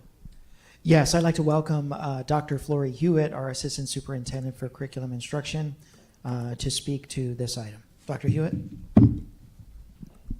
Thank you, Governing Board. And our SIPS program, we actually brought some samples. It is a completely paper-based program that is phonics-based, specifically for our interventionists. Right now, our interventionists don't have a structured program that they can utilize with our early readers, and this would satisfy that requirement. They've been asking for it, so we're happy to bring it to you. We have some samples. We brought a box. It's all paper-based, and they're lessons that are sequenced very specifically for our students. The digital component is accessible just for teachers, so they can access the lessons and the materials. But I do have, here's the team. There's a cavalry to bring some examples of the materials.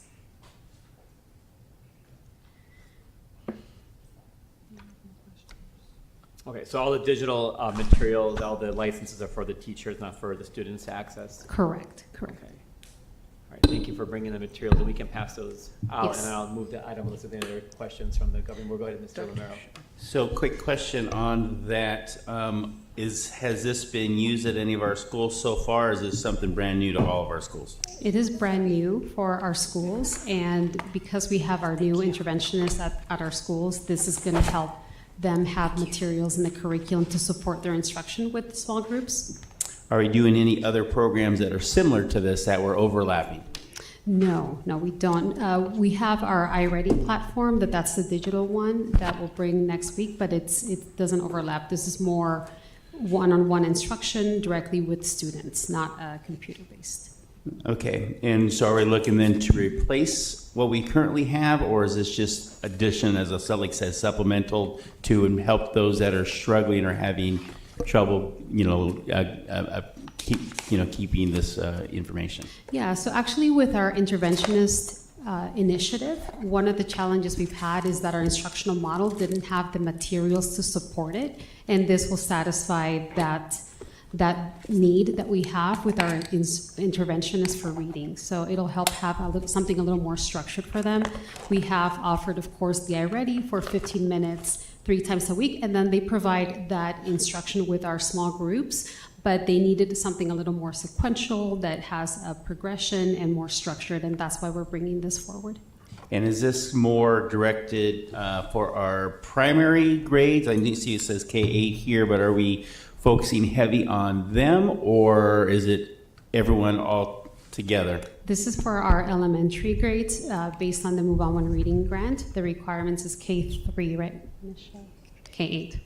K-8. Yes. So are we not doing anything extra special for our K3s? Just kind of overview on that one, or are we bringing in more focus for the proficiency on those, so when they get that strong foundation, they have these tools that they need later on, or is this kind of a hope that because of this supplemental program, we're going to build that foundation? So the skills build on each other, beginning, of course, in the elementary with that phonics instruction, the phonemic awareness, and then you have the comprehension skills as the grades go higher. So it's built on skills.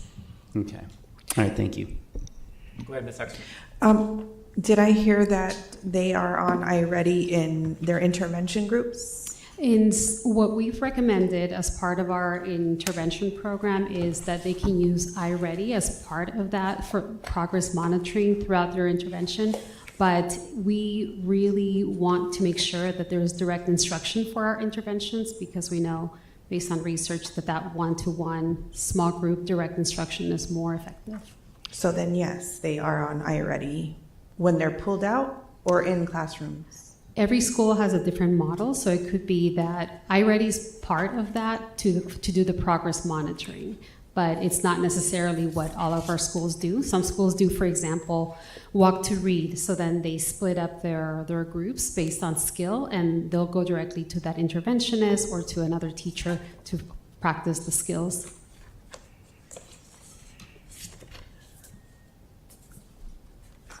Just as a note, if we're pulling out people for instruction in front of our interventionists, I would prefer them not to be in front of a computer. Yeah. I'll move the item. I'll second. Item by myself and second by Ms. LaRose. All those in favor? What's that? Dr. Shaw. Go ahead, Michelle. Thank you for the presentation and bringing these materials. Per Ms. Ekstrom's point, I agree. I don't think students who are pulled out should be in front of a computer. And like with all of these new phonics materials and curriculum that I'm thankful that we're approving both tonight and in the past. You mentioned that our interventionists don't have a structured curriculum. And I think this has been an issue we've talked about at previous governing board meetings, and I thought that the governing board had addressed that issue and asked that they have like a structure when they're working with students. And so kind of disappointed that this now is the structure that they'll be provided, because I thought we had already fixed that issue. And so I would like, maybe you can come back and present to us the structure that all students are going through to become proficient readers in K-8, especially with all the new materials that we've been adopting. Certainly, we can bring up our Level Up initiative and give you a more clear picture of what that looks like. Okay, thank you. All those in favor, say aye. Aye. Any opposed? Item passes 5-0. Thank you. All right, next we have item 5.6, approval to award request for proposal K-12 content filtering and digital safety services. Mr. Romero, you want to pull this item? Yes.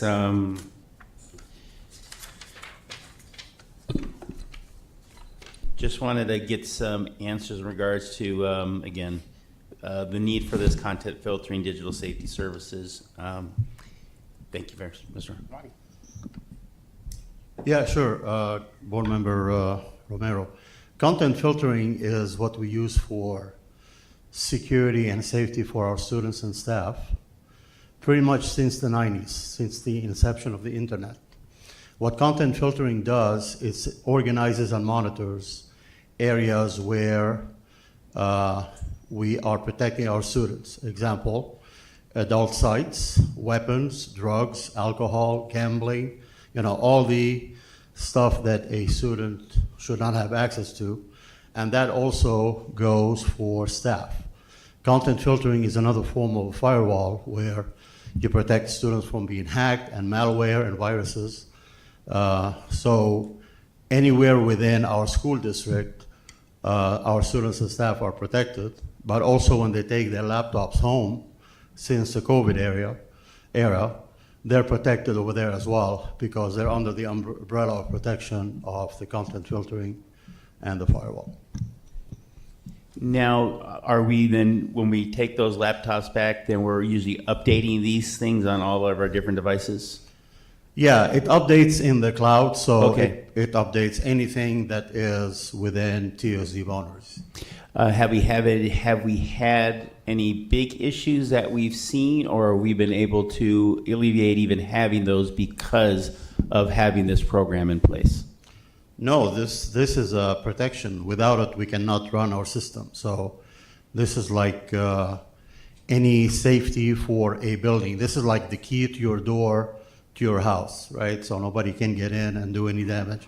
That's the same thing. This is like protection for the whole network at TUSD, for staff, for students, and even for guests when they come in to present at a conference. That is protection available to them as well. And do they update this every year, or is it on an ongoing basis? So 3 months come out, they have a new program because something's been hacked or gotten into. How frequent is that? Yeah, it's part of the program, usually within 3 to 6 months or as needed. If there's a new threat, for example, then that will be automatically upgraded. That's all part of the contract. So whenever we get a software from any of those vendors, that's part of the contracts that they'll be doing the upgrading. Fantastic. Thank you. Appreciate it. Yeah. Go ahead, Ms. Shaw. Dr. Shaw, thank you. I appreciate the information, and thanks, Mr. Romero, for pulling this. Recently, a parent reached out to me about issues with her son's computer and his ability to access like gaming websites during school hours and at home. Mm-hmm. Does this Content filtering. Yeah, does it filter out things like that aren't necessarily, rise to that degree? It does. It does. However, like any security measures, you do your due diligence, you do the best protection you can, but then every once in a while, some hacker or some bad actor can come in. The second we know about it, we block it. So if we know, for example, somebody had access to a gaming site, right, then we'll block it so they will not have access. Like any security, we always like to say we're secure and up 99.9%. That 0.1% is when somebody who's up to no good can still get in. That's how we have hacks and malwares and cyber attacks and such. Okay. Because I'll just briefly read a quote from the parent. He and his friends have managed hours of gaming at school in a week that's with teachers being able to use GoGuardian. And so GoGuardian, I assume, is teachers' ability to see what's on. Yeah, GoGuardian is a monitoring device at a classroom that can monitor, for example, if a student is cheating or not. Okay, and so what would you recommend for those students who are able to bypass whatever protections that we have to like be off task during school hours on their school computer? First thing I recommend is we know which, if I have access to that email, and we can take a look at that school, we can take a look at the student, we can do things to maybe not disable the account, but prevent the account from accessing certain sites. So if I have access to that information, we'll take care of it. Okay, thank you. Yeah. Are we moving that? I'll move the item. I'll second. All right, item moved by Ms. Shaw, seconded by Ms. Luna Rose. All those in favor say aye. Aye. Any opposed? Item passes 5-0. Thank you. All right, next we have item 5.8, approval to award invitation for bid, beverage and snack foods. I'm the one who pulled that item, and I see Ms. Aguilar coming over to the podium. And my big concern on this item was sugar. And I know you have a presentation that was just added today, so I haven't had a chance to dive into it much, but can you, I know you have go ahead and give your presentation and kind of, my focus and on those governing board members have other questions about this topic was the sugar content that we're loading up our kids on and expect them to behave in our classrooms. Sure. So good evening, President Shaw, board members, Dr. Trujillo, Council Ross. For our beverage and snack bid that's on consent, I did just want to go through and clarify a couple important points. So with the coming school year, a la carte snacks and beverages will no longer be sold to students during lunch at middle and high schools. The items that have previously been available do meet all of the federal, state, and local nutrition standards, but with larger initiatives that we're focusing on, we've decided to just really emphasize the meals, right, and not having students purchase those snacks and beverages. On the snack bid, the crackers, dried fruit, 100% fruit and vegetable juice, sunflower seeds, those are examples of items that are used in our breakfast, lunch, or after-school snack program in various applications. The chips, cookies, brownies, all of these items do meet, again, the nutritional requirements to be eligible to be offered during the school day, but these would be for use with catering or special events on campuses. I did also want to clarify that vending machine snacks and beverages have a separate bid, so the items on this contract are not associated with vending machines. The district currently has no student vending machines available. There is one high school that has requested a vending machine through our vending contract. All other vending machines across the district are staff accessible only. Just to clarify the nutritional requirements for the items that are listed on this contract, they all meet the USDA federal smart snack standards, the state nutrition standards, and of course our local district nutrition standards. So here are the nutritional requirements for snacks and beverages, just to clarify. The sugar requirements here are less than or 35% of weight from total sugar. When you get into the meal program, there's different requirements for added sugar for school lunch and breakfast. So what is the use of these beverages and snacks that are on this? Oops. Sorry, I went the wrong way. And then I did just want to reiterate our district ingredient initiative. So as you may recall, our state did pass the Arizona Healthy Schools Act last year that goes into effect July 1st. Our state has defined ultra-processed foods with a list of 11 ingredients that are highlighted here in yellow. Our ingredient initiative for our products in TUSD are based in addition to the state law requirements. We have all of these other ingredients that we follow from the Centers for Science and Public Interest. So we are looking at all of the ingredients and products to ensure that these ingredients listed here are not included. Questions? Thank you for putting together that quick presentation last minute here. So I'm a little confused. So these products that are proposed to be purchased, they are not being sold to students? It's not doing a la carte selling anymore? No longer. Starting this coming school year, 26-27, we have made the decision to not have a la carte snacks available to middle and high school students during lunch. We've previously had a limited amount of products available, again, that met all the requirements. But for this coming school year, we are not going to be offering those products. So what are we purchasing these items for then? So these would be available for catering events. So for our district catering that we have, as well as if a school, a lot of times we get contacted if the school wants to do a special event, right? A fundraiser, or maybe they're doing a celebration of attendance, right? For kids that have perfect attendance, they want to offer a special treat. They can purchase, for example, a cookie through our department that is whole grain, meets the sugar requirements, the fat requirements to be eligible for students to consume that product during the school day. We're supposed to follow the district wellness policy and the state nutrition standards, as well as the federal smart snack standards. So the list of the products on this bid meet all of those requirements. There are certain ones that are part of the meal program. For example, we have bottled water on there. We do purchase bottled water for middle and high school students to have at lunch as an option. Sunflower seeds, for example, we use that in our after-school snack program to meet our protein requirement. So yeah, it's a combination, but like all of the chips, for example, those aren't something except for the tortilla chips. We do have a corn tortilla chip that we use as a component sometimes with lunch, but the Cheetos that are on there, those are formulated for K-12. We don't offer those at lunch. So I see Flamin' Hot Cheetos on this list. Correct. That's for catering then? So yes, catering, or like I said, if there were to be some special request for an event that they want to purchase that through our catering service, those are not purchased as part of the reimbursable meal. Okay. And I guess my bigger concern was like the beverages. You said in your presentation that all the beverages have no added sugar. So all the Correct. chocolate soy milks and all the fruit punches have no added sugar? So the juices are all 100% fruit juice, so they do not have added sugar. It's just the natural fruit juice of the fruit that the juice is made of.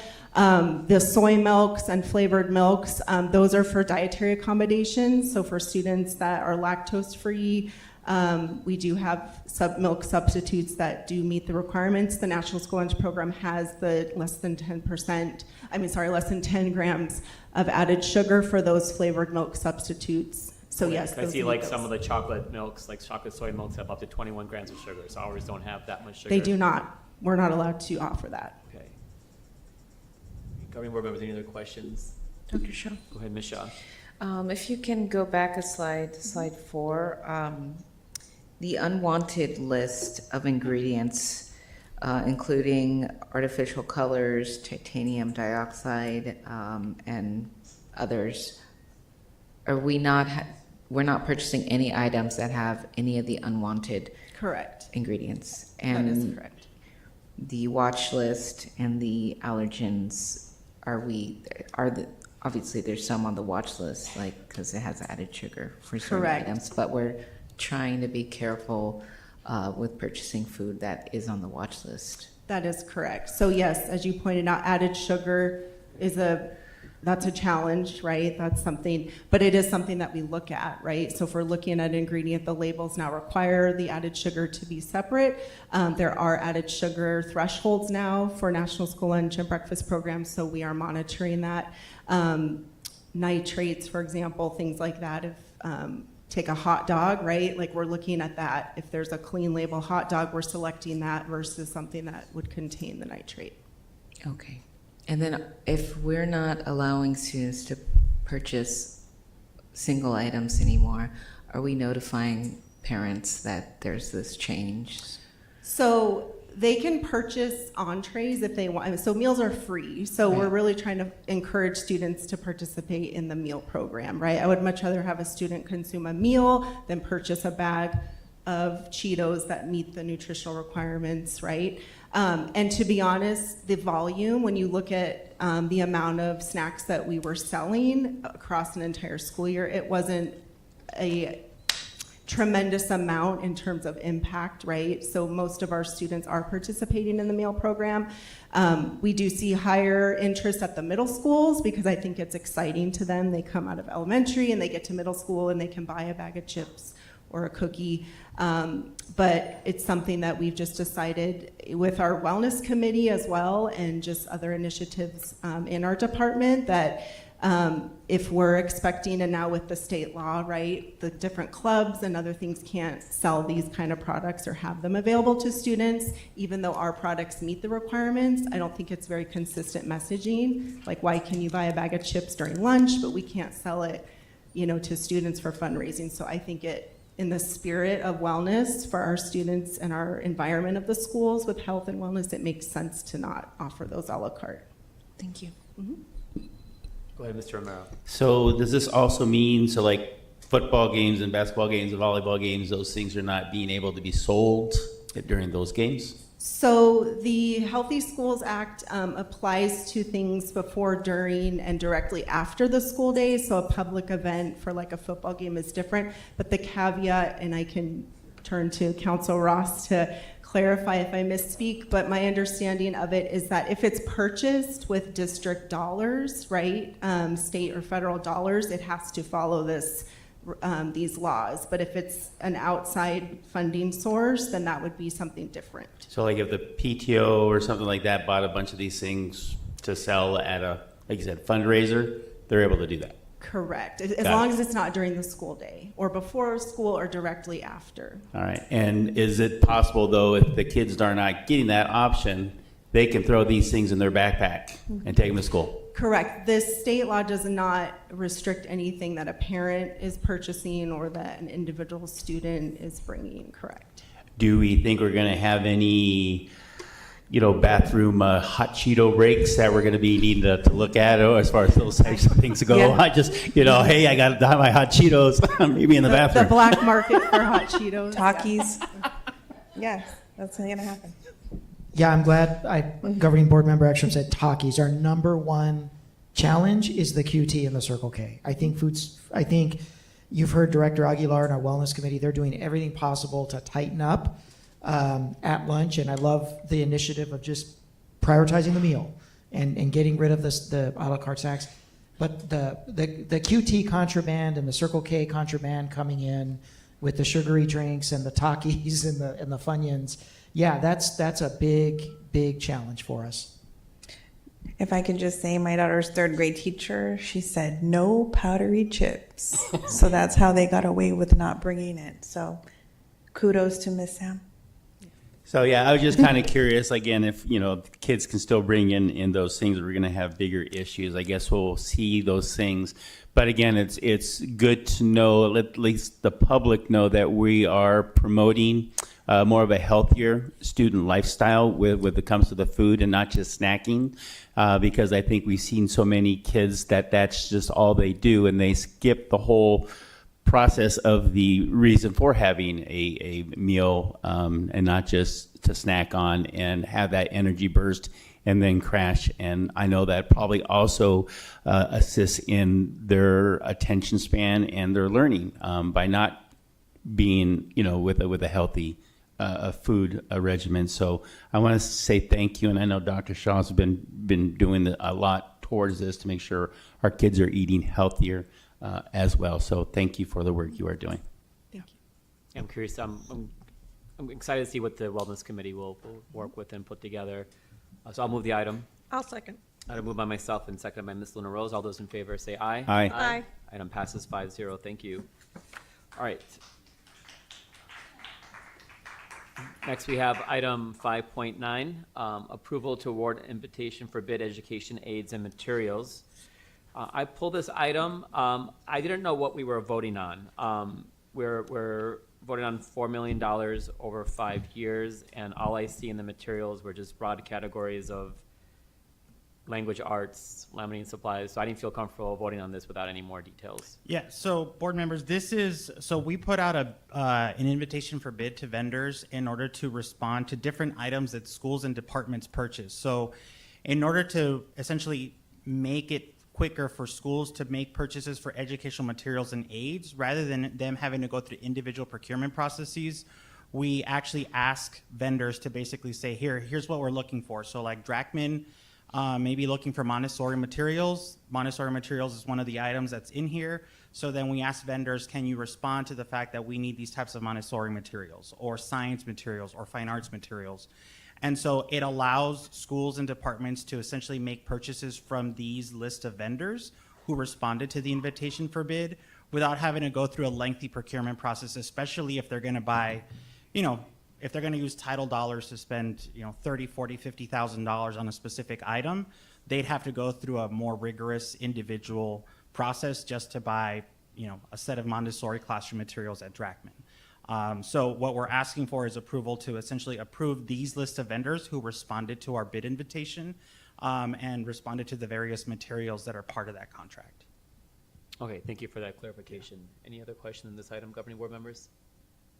I'll move the item. I'll second. I move by myself, seconded by Ms. Luna Rose. All those in favor say aye. Aye. And item passes 5-0. Next, we have 5.11, approval expenditures in excess of $250,000 for TUSD Food Services dairy products using a cooperative contract. So my questions was the same on this one. The chocolate milks and other things is still within the 10 grams of sugar and all that. Correct. Yeah, 'cause I know they can go a lot higher, and No. burst of sugar is not going to help with behavior issues. Right, I'll move the item then. I'll second. Item moved by myself and seconded by Ms. Luna Rose. All those in favor say aye. Aye. Item passes 5-0. Finally, we have 5.13, approval of sole source purchase designations for fiscal year 26-27. I pulled that item, and my questions were specifically about Eureka math material on there, and what is digital, what is paper, and just going to get in more clarification on what we're approving on the math material. Thank you. We did bring a handout. Is that okay if I pass it out? Yes, please.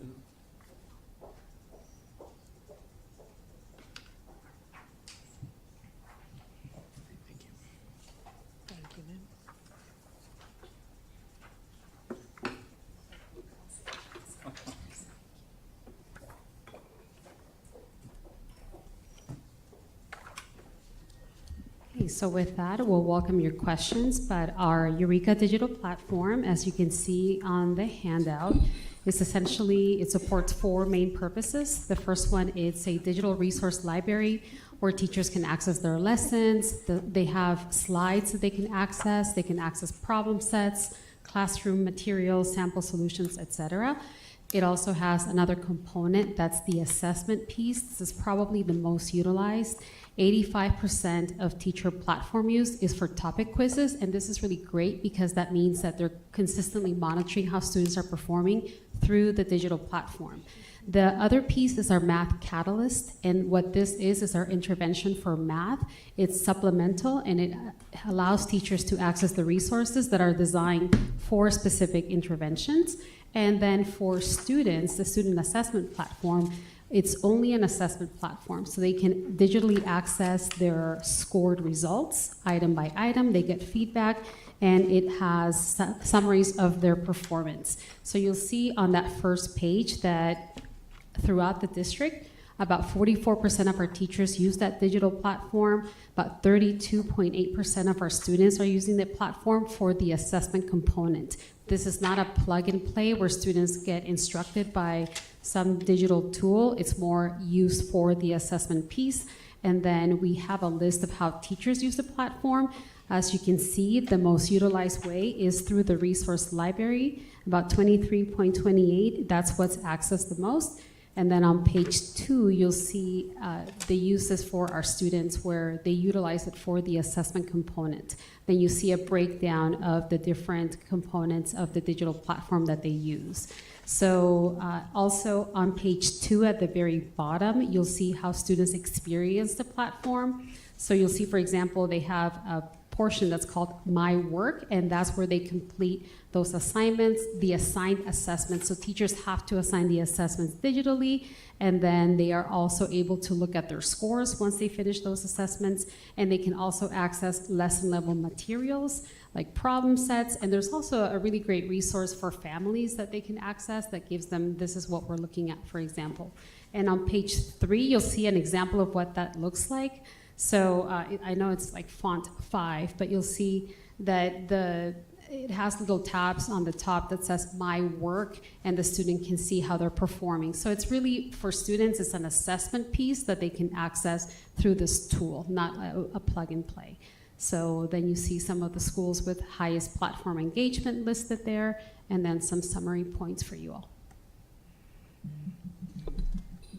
So I think with the math program, that's what started my whole concern about the digital platform. Seeing my own 8th grader coming to me with the y equals mx plus b graphing stuff, and on her tablet, a district issued tablet, and me not really feeling like she was learning anything about actual math on the tablet format without the paper and pencil to actually graph things out, do the calculations, go line by line with the equations on those formulas. And so I'm concerned, and I see like the highest users are, some of them are some middle schoolers and elementary schoolers. Like I don't know if kids are learning on this platform and how that's contributing to our struggles with math scores So and just, actual learning and teaching with this. Just to clarify, the digital platform for students is just an assessment piece. I wonder what tool, they can access lessons and they can access the resources there, but the core materials are all physical materials, they're all books, they're all textbooks. And the teachers can utilize the digital pieces to support, but all of our lessons are workbooks and books. But how many teachers are using it just to supplement as opposed to using it as a main curriculum piece. Like my daughter doesn't come home with any workbooks or textbooks ever in the whole 3 years of middle school. I have not seen a single textbook. I know we provide them. So Right. I know, yeah. Go ahead, Dr. Trio. There's a large portion of our teachers, they don't like to send the textbook home because of damage, loss. We don't encourage that. You know, we always want teachers sending the textbook home, but that's one of the more common rationale that we hear. Consumables should, though, be going home. Like workbooks like Mr. Romero was holding up, those are designed to be beaten up and used, and we purchase those every single year. My daughter, I think her third grade teacher allowed them to bring it home, but fourth and fifth grade, she wasn't allowed to. So I don't know how to help if I don't see the book. Right, and we provide all of those materials and encourage to use the physical materials as well. So then what happens if 2 or 3 are missing from a classroom because student has forgotten or has damaged their books? Are those easily replaceable? They are. So we do inventory, of course, all of our books and provide a few extras for our school so they can be replaceable, but it depends on the quantity. So of course we have a certain number of books for every school. And I guess I'm still concerned because we approve curriculum and we've been told that parents, you know, are able to look at it online and get a better understanding, but I have yet to see that come home. So I'm just wondering where the disconnect is. They should be going. We have every year we have a lot of distribution of books for all of our schools. It goes through our warehousing process, so they should be going home, especially those workbooks. They're consumables, and our students need definitely to be using them. So perhaps it's on us to make sure that we provide more explicit directions and more explicit guidelines for our teachers, ensuring that those materials are accessible for our students and they can take them home, especially the consumables. So is there a component where a parent can log on to this, check to see what assignment their child is doing and how to help them? I'll refer to Ms. Heidi because I'm not sure about that. I also did want to say you see 2 workbooks with each of the teacher manuals. One is called Learn and the other one is called Apply. And one of those is actually meant to be taken home. So one is for the classwork that they do, and then the other is for the practice, which could be done at home. We give our schools the option to order those 2 books. Not all schools take advantage of both books, but we do offer to purchase those every year. Schools turn in orders for that.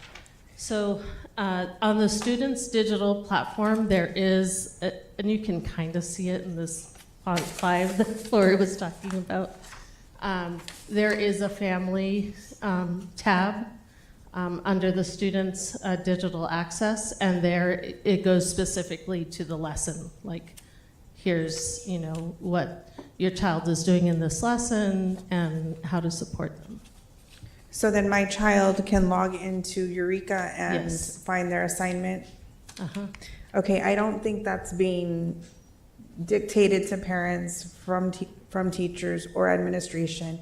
And also, why are we allowing schools to decide to have one and not the other? I feel that in this new day and age with the new way of learning math, I definitely need a book, and going into middle school, it's going to be much worse. So I'm just wondering why there's the ability to decide and not just, you're getting 2 books, this is going home with your student. And every school does homework a little differently. Like my granddaughter went to Borton and they don't assign homework at Borton. So depending on what the school's, you know, systems are for homework, we do allow them to choose. But as I'm listening to you all, I think we just need to be really clear, you know, with our administrators that students should be using and consuming these materials and practicing the math at home, and to teach them how to show their parents where the family materials are online as well. And I think if they're getting stuck on a problem and that's something that we can teach them at home, then maybe math scores increase. So I feel like there's a huge disconnect that we need to figure out and really remedy, because this would have been great to have in elementary school for my family.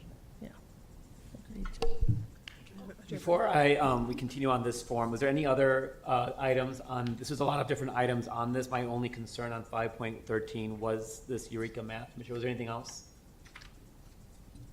Okay, nothing else. So maybe we can divide the question. We can vote on all the other items and then decide what we want to do with the Eureka math. Sure. I'm okay. With a second to divide the question. I'll second. Okay, so we're dividing the question. Motion by myself, second by Ms. Luna Rose to divide up Eureka math materials from the other items in this agenda item. All those in favor say aye. Aye. Aye. Opposed? So that item passes 5-0. I'll move to, I'll make a motion to support the other items besides the Eureka math materials. I'll second. All right, item moved by myself and second by Ms. Luna Rose. All those in favor say aye. Aye. Okay, item passes 5-0. So now we're back to the Eureka math materials here, and that's the one item that we're addressing. Go ahead, Ms. Luna Rose. Dr. Hewitt, hello. Do we know, because as I'm looking, and thank you for the information here, because it says 44.1% of teachers using platform, 32.8% of students using platform, so I'm assuming these are our people. Correct. Okay. Yes. Do we know how many do parents have a login? I'm obviously, I mean, my daughter just graduated, so I've been long gone from that part of my world. So, because to be fair, I mean, I think, not to say that none of our parents aren't dedicated to their children's learning, but we're a very dedicated set of parents up here on the dais. So I'm kind of curious in terms of, we do struggle in this district with parent participation and a lot of things. So I'm just wondering, is there data about parent involvement? With the digital platforms? Yeah. Or, okay, I think they have to log in with their student login, and that has that family tab available for parents to view. But no, I don't think it's a separate account. I know through Synergy and Parent View, you're able to see some of the progress, but it doesn't directly, no parent accounts directly with Eureka. Okay. So I'm wondering if maybe there are some other parents who are intimidated perhaps by the material.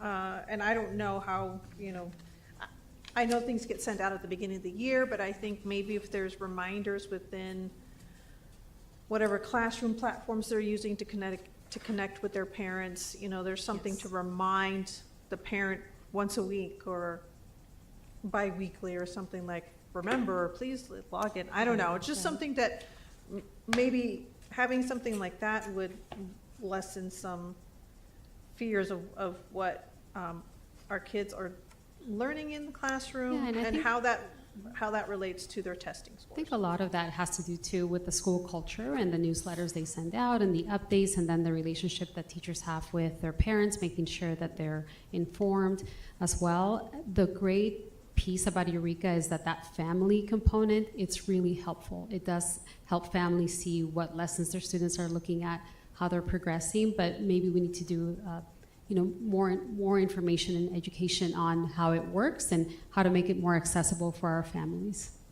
Okay, thank you. So for the purposes of this agenda item tonight, are we able to approve just the physical materials and not the digital platform? I think it's sole source, right?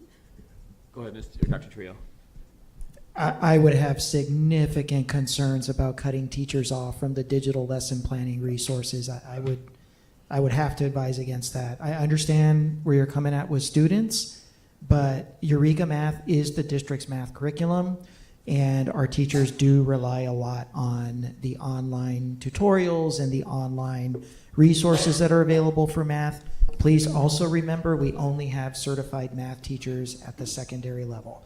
So your elementary school teachers are general practitioners. they rely a lot heavily, they're more heavily reliant upon the curriculum that we provide them. So that's just my advisory. Again, I understand the student stuff, and we're only talking about an assessment here, which if the board votes, no on that, we certainly live without that. I just would hate to see our teachers lose the digital support that goes along with this paper-based curriculum. I think we can move in a direction where it sounds the general feedback we're getting from the board is we probably, and everything is a balance. I think that in our approach to sites, we are very, very strong proponents of site-based leadership. We trust our principals, but we also understand that that has to be a balance. As Board Member Ekstrom said, should every classroom be able to benefit from consumables going home? Absolutely. That may not be an area where we want to be loose anymore. And there's probably areas where we do need to centralize some of the authorization. But I think in terms of, just the whole digital suite, my humble request is the board split out what's available to teachers and educators versus what's available for the students. I don't know, Heidi, if you had any other. I did want to mention, we did actually talk about this with Eureka Math, because we know, some of the sentiments with the board in regards to student digital access.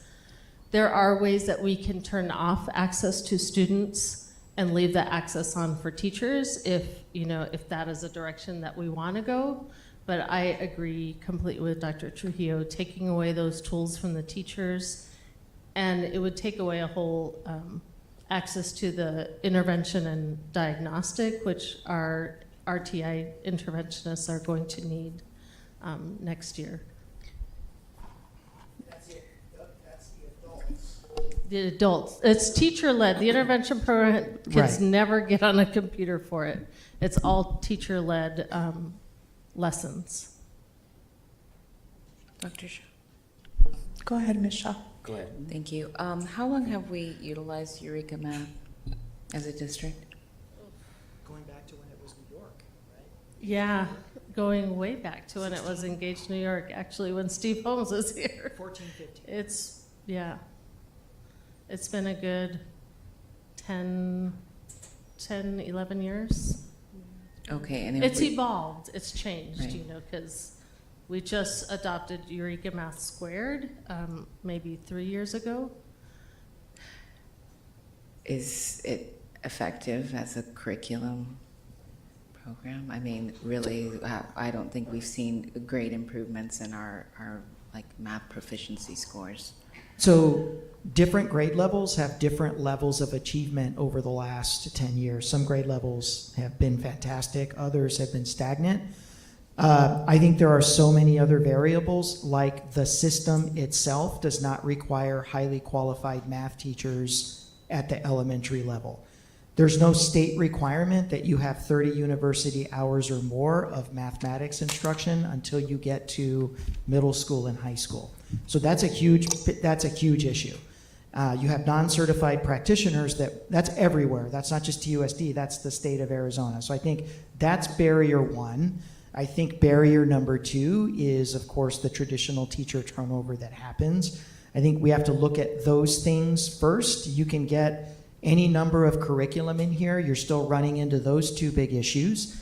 And then the barrier of job embedded, teacher contract time embedded, high quality professional development for best practices in mathematical pedagogy system wide is always the gold standard. We have 4 PD days to really try to get at that. We need a lot more. We have curriculum service providers that have to be the jack of all trades with literacy and PBIS and AVID and everything else. So it's not that we couldn't benefit from looking at other curriculum. I just don't want I don't want anybody to be under the illusion that curriculum solves all the issues. Which is why math is different in high school, because you have certified practitioners versus what you'll get in a rank and file second or third grade teacher, whose stronger focus tend to be literacy. Right. Well, thank you for raising those issues, because, geez, I think we need to have highly qualified certified math teachers in our elementary school, because that is like the bedrock of their foundation for middle school and high school. So it really doesn't make sense that we're focusing those teachers on our higher grades. We need them in every grade. And so how much of the 1.5 million per year for this program is consumables versus textbooks? So that amount as well includes professional development, and we never go to that amount, but so for example, this year for professional development and the consumable materials and digital access, it's, I believe the quote is $1 million and like 23,000, something like that. I don't know the exact number. That's on next week's agenda, which includes all of that. So that's how much we spend on Eureka Math. Okay, because my daughter has brought things like this home before.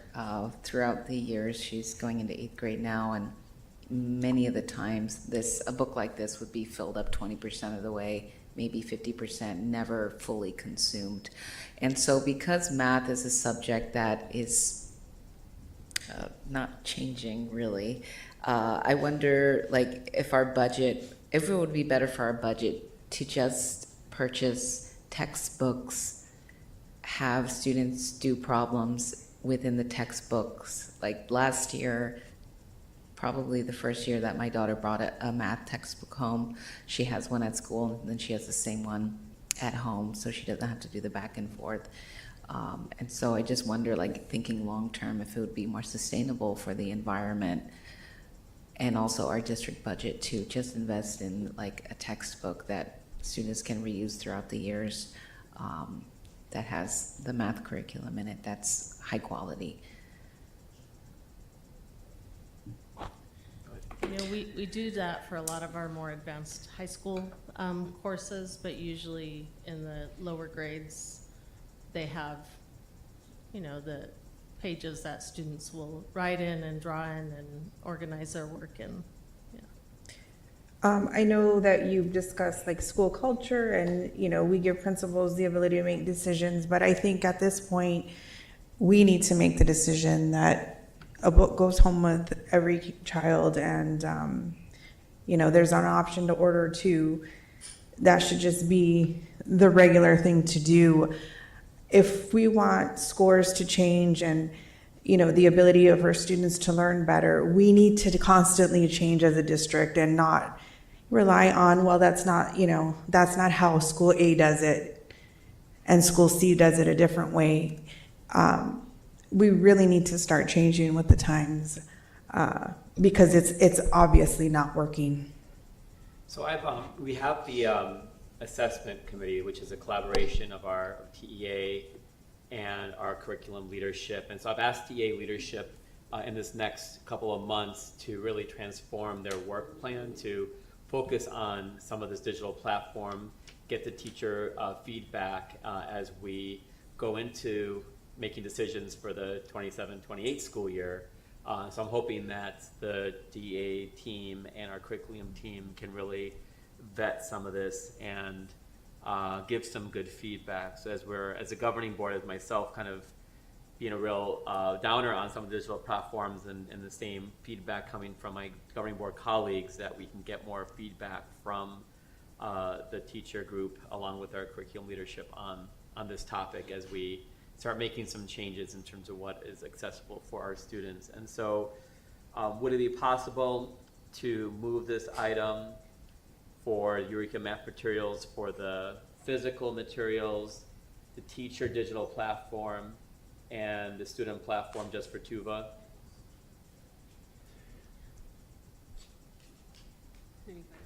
No, procurement. So the sole source evaluation is for the whole content. If you're gonna separate it, we need to pull this item and go back and reevaluate the whole thing. Because the sole source contract that is being provided is inclusive of everything that Holly or that Heidi and Flora are looking for. So if you want to pull out segmentation, we'd have to go back and evaluate, because the sole source is basically saying that only Eureka can provide this specific type of item. And so by starting to segment that out, we need to go back and decide, is Eureka the only one who can provide a teacher, the teacher component, the supplemental, the consumable, so on and so forth. So, I mean, I hate to kind of be the rule guy, but the procurement you'd violate procurement at that point. We'd have to go back and redo that. And until then, the department would be limited to only $100,000 in purchases. Dr. Shaw?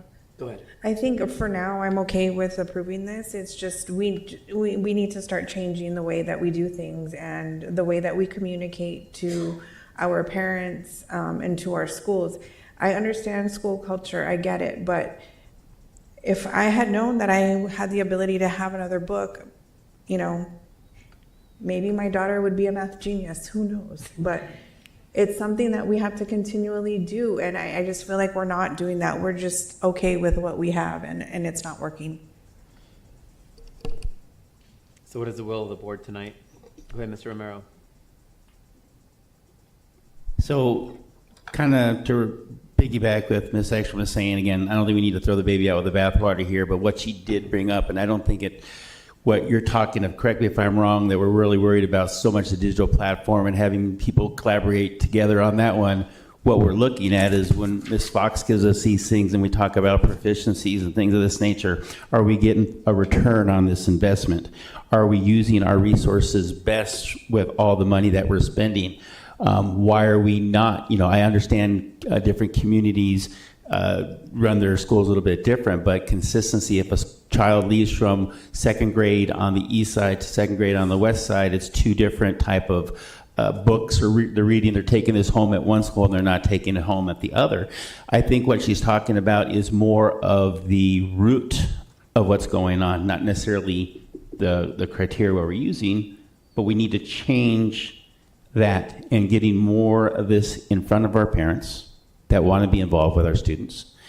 And I don't know if I'm expressing a little bit what it sounds like to me that you're saying. Yeah, I think I'm just frustrated and I'm continually just saying things, but yes, you're right. I feel like we need to do better as a district in informing parents, hey, you can log on to Eureka Math and you can see what your child is doing.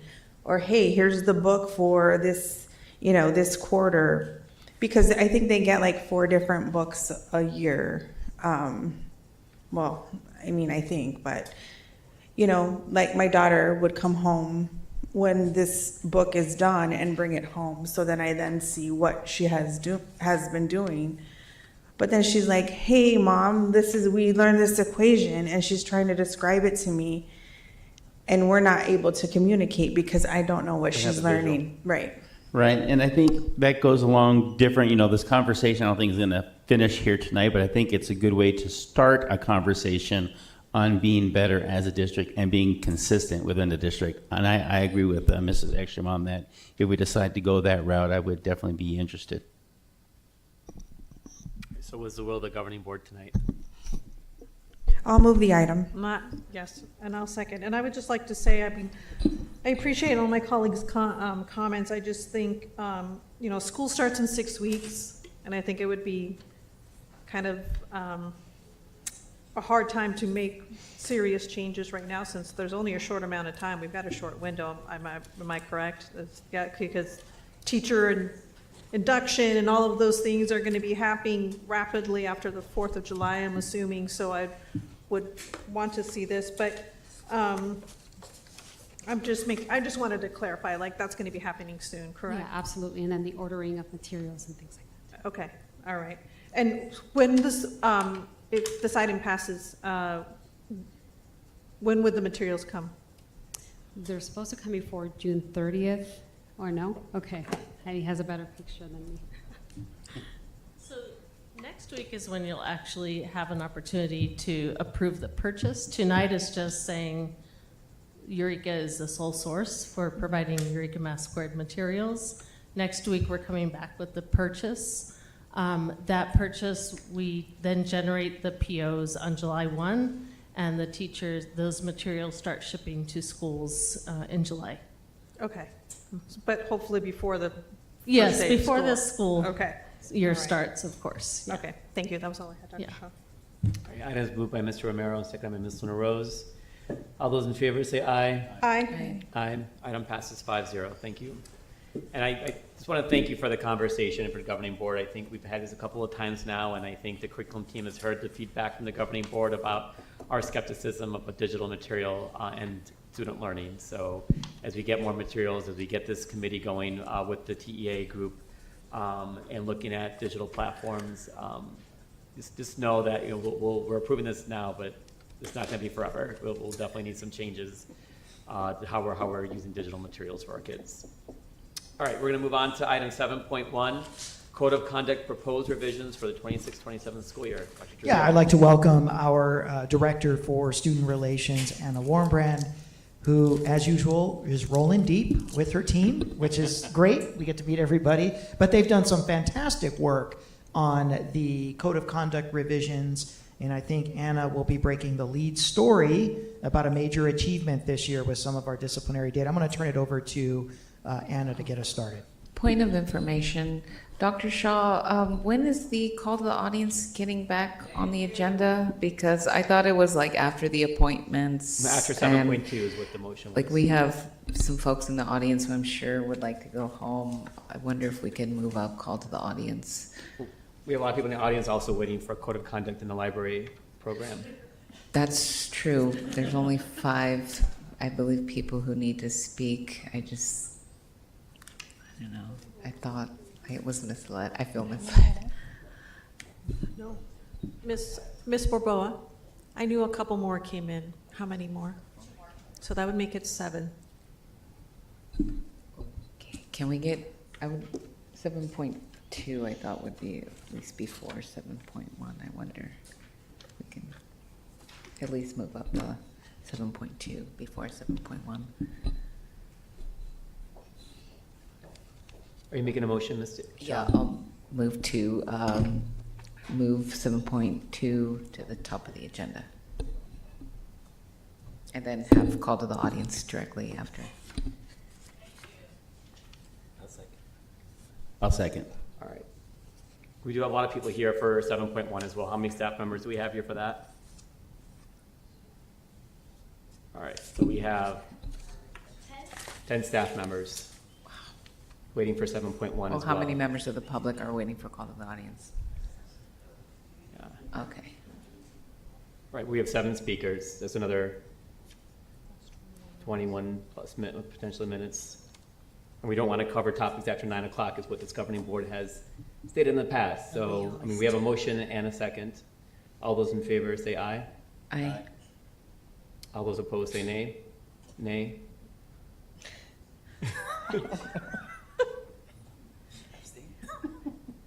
Aye. Aye? All right. Aye. All right, so item passes 4-1. So we're doing 7.2, then remaining call to the audience, then 7.1. I'll be back. All right, so we're doing 7.2. Yeah, that was a motion, right? Okay. I'm so confused. Okay, all right, so.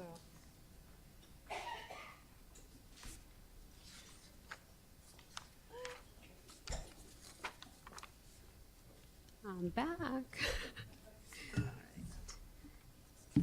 Okay, well, good evening, governing board members. Thank you. All right, so we are here to present an exciting opportunity with our Certified School Librarian Placement Initiative. And the way I am presenting this presentation is around these 6 areas. So we'll open up with the purpose and the background of the initiative, the why behind this work. And from there, we will look at the research base. We will then walk through the selection criteria for our schools and the process we use to identify them.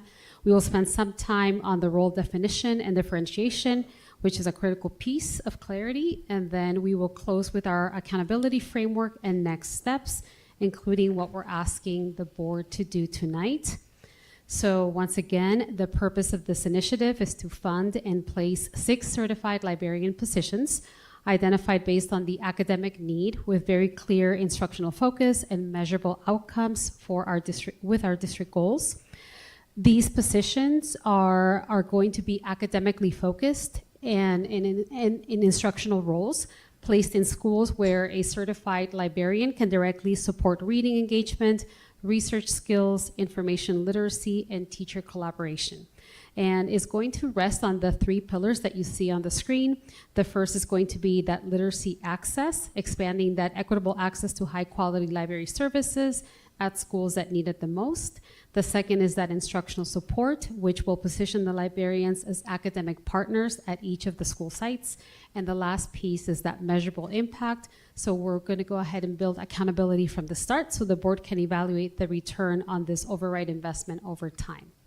So with the research, I am going to invite Dr. Holly Freitas, but I'll start with the research is compelling. The American Association of School Librarians describes school librarians as serving in interlinked, interdisciplinary, and cross-cutting roles as instructional leaders, program administrators, educators, and collaborative partners, and information specialists. So as you can see, the first piece here is around that academic achievement. There was a 2023 study out of North Carolina State that was led by White and colleagues that found that students in schools with full-time certified librarians outperformed matched peers on ELA and math. And then there's a second piece of the research that confirms that increased library engagement with librarians. So the research by Small and Snyder has found that students in schools with certified librarians use library resources more frequently, and they demonstrate higher reading motivation. So both of these outcomes we care greatly about. And last, stronger school culture. So there was a study by Colvin and Croft that found that certified librarians who build genuine partnerships with teachers contribute to improved school culture, professional collaboration, and even parent and community engagement. So I am going to invite, now this is where I invite Dr. Freitas to help with identify our selection process. Thank you. Good evening. Good evening, everybody. So I just want to start off by explaining that each year assessment and evaluation creates a sort of a risk matrix of all the schools, and we use about 12 measures. And so this report that we develop every year is intended to identify high-need schools that need additional support. And so you can see from this slide the different variables that we use to understand which schools have highest needs based on these characteristics.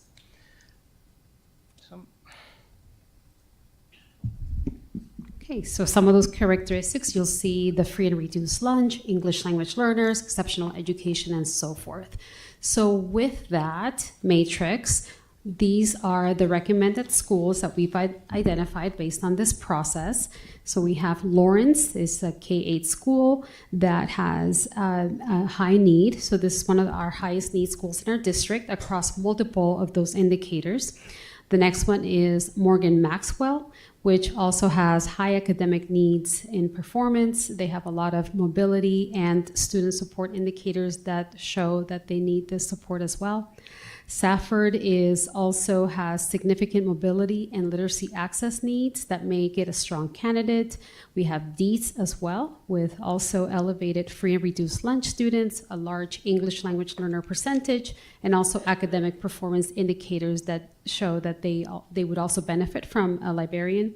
And the last two are Cragen and Erickson. These are both schools with solid need indicators that align to our early literacy goal of this initiative. One thing I do want to clarify with the placement of our schools, or that we're recommending, we focus on the elementary schools because we know that in the early grades there's higher impact. So that was part of this preliminary placement as well. We did do a quick survey with our principals that would be receiving these librarians, and they are ready. They're very excited about it. All of them mentioned that they have the space. It would not conflict with the library assistant, which I'll go into in a brief moment. But as you can tell from that survey, they're ready, they're excited. One of them says, This position would help fill a gap. We have no reading interventionists, so our students are typically 1 to 2 grades level below, and teachers would have worked very hard, and this support would help our students reach more grade level. So that's just one of the comments, and I'm happy to share all those survey results.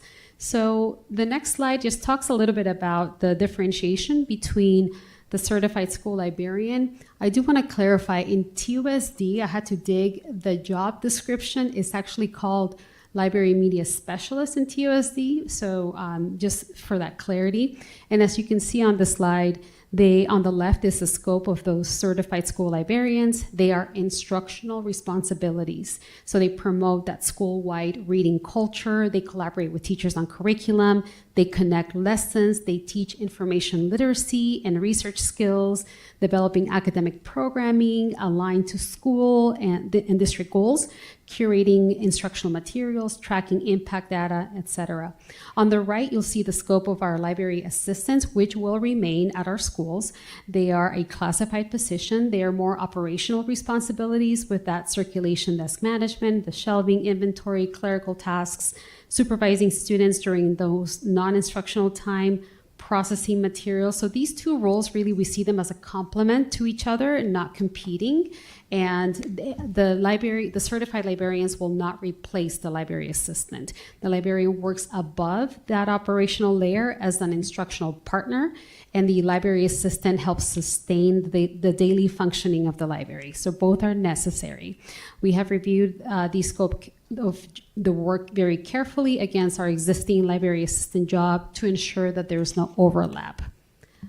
In terms of our accountability and impact metrics, we want to make sure that from the start we are reviewing how well these librarians are doing in terms of making sure that we see some growth in our ELA and math and in our ELA assessment results for those grades 3. So you'll see these 4 accountability impact metrics that we'll be looking at and monitoring. So we'll monitor academic achievement, staff and school culture, library engagement, as well as program implementation. So very quickly, this is our timeline and next steps. If we receive your board approval tonight, we will move forward. We'll begin recruitment in June and July. We'll post the 6 positions, begin that recruitment with our principals, onboarding in August, and then those selected librarians will onboard and begin integrating into the school's literacy plan.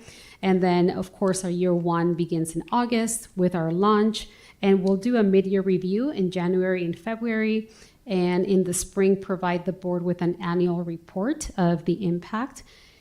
And our requested action is to approve those 6 preliminary placement sites, confirm the academic focus scope of our certified school librarians, and then authorize our TUSD department with the recruitment and hiring and onboarding for 26-27. I know Mr. Hernandez has some of the financial portions, but I'll welcome your questions at this point.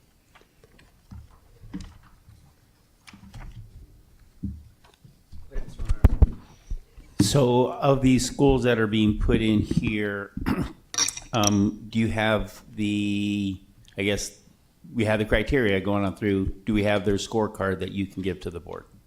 Yeah, we can do that. We can give you the whole report. So And I saw you also had like a mid-year review or something along those lines. And are we going to be just going against last year, or are we taking, we'll just say Cragen, for example, we go back 2-3 years and then see kind of where they are comparatively to, or I guess on the scorecard, when we gave them, did we just look at last year, or was it multiple years we looked at these schools? we could do it in multiple measures. So we can do a 3-year, 5-year analysis to look at those scores over time. But I mean, as far as the ones that we picked, do we just use last year's numbers, or do we go back multiple years to figure out that these were the schools we needed to go after? This will probably be our base year, and then we can build on that. But Dr. Freitas, I'd love to hear your input here. She's my expert. So the ranking report that we develop every year is based on the prior year data. So we're currently in the process of developing the same report using 25-26 data.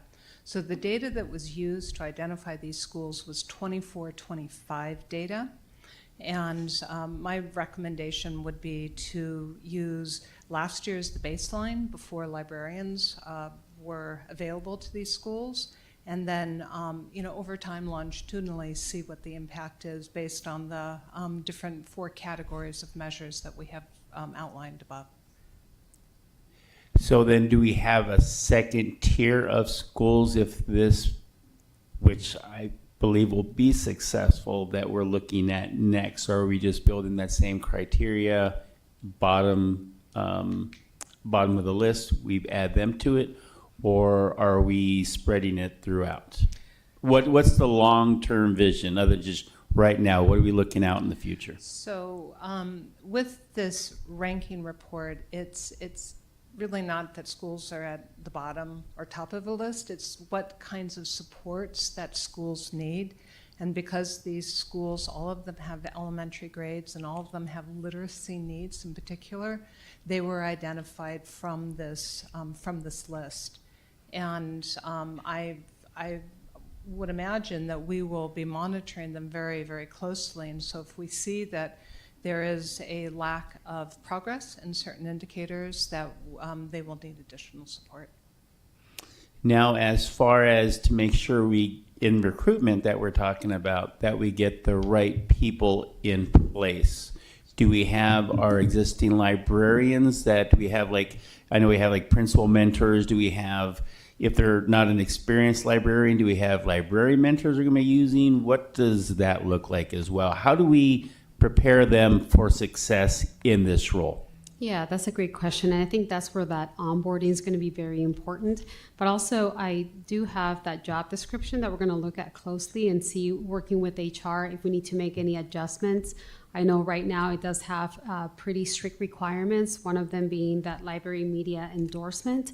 So we want to review this, but make sure that our onboarding, that we provide those clear guidelines of what the expectations are throughout the year and check on them as well.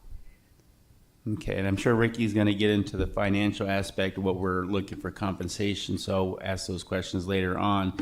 But you said how many positions? Because we do have current some assistants on some of them, so how many positions are we looking total? I know Ricky has a list, but we're looking for 6 for tonight for these positions. 6, okay.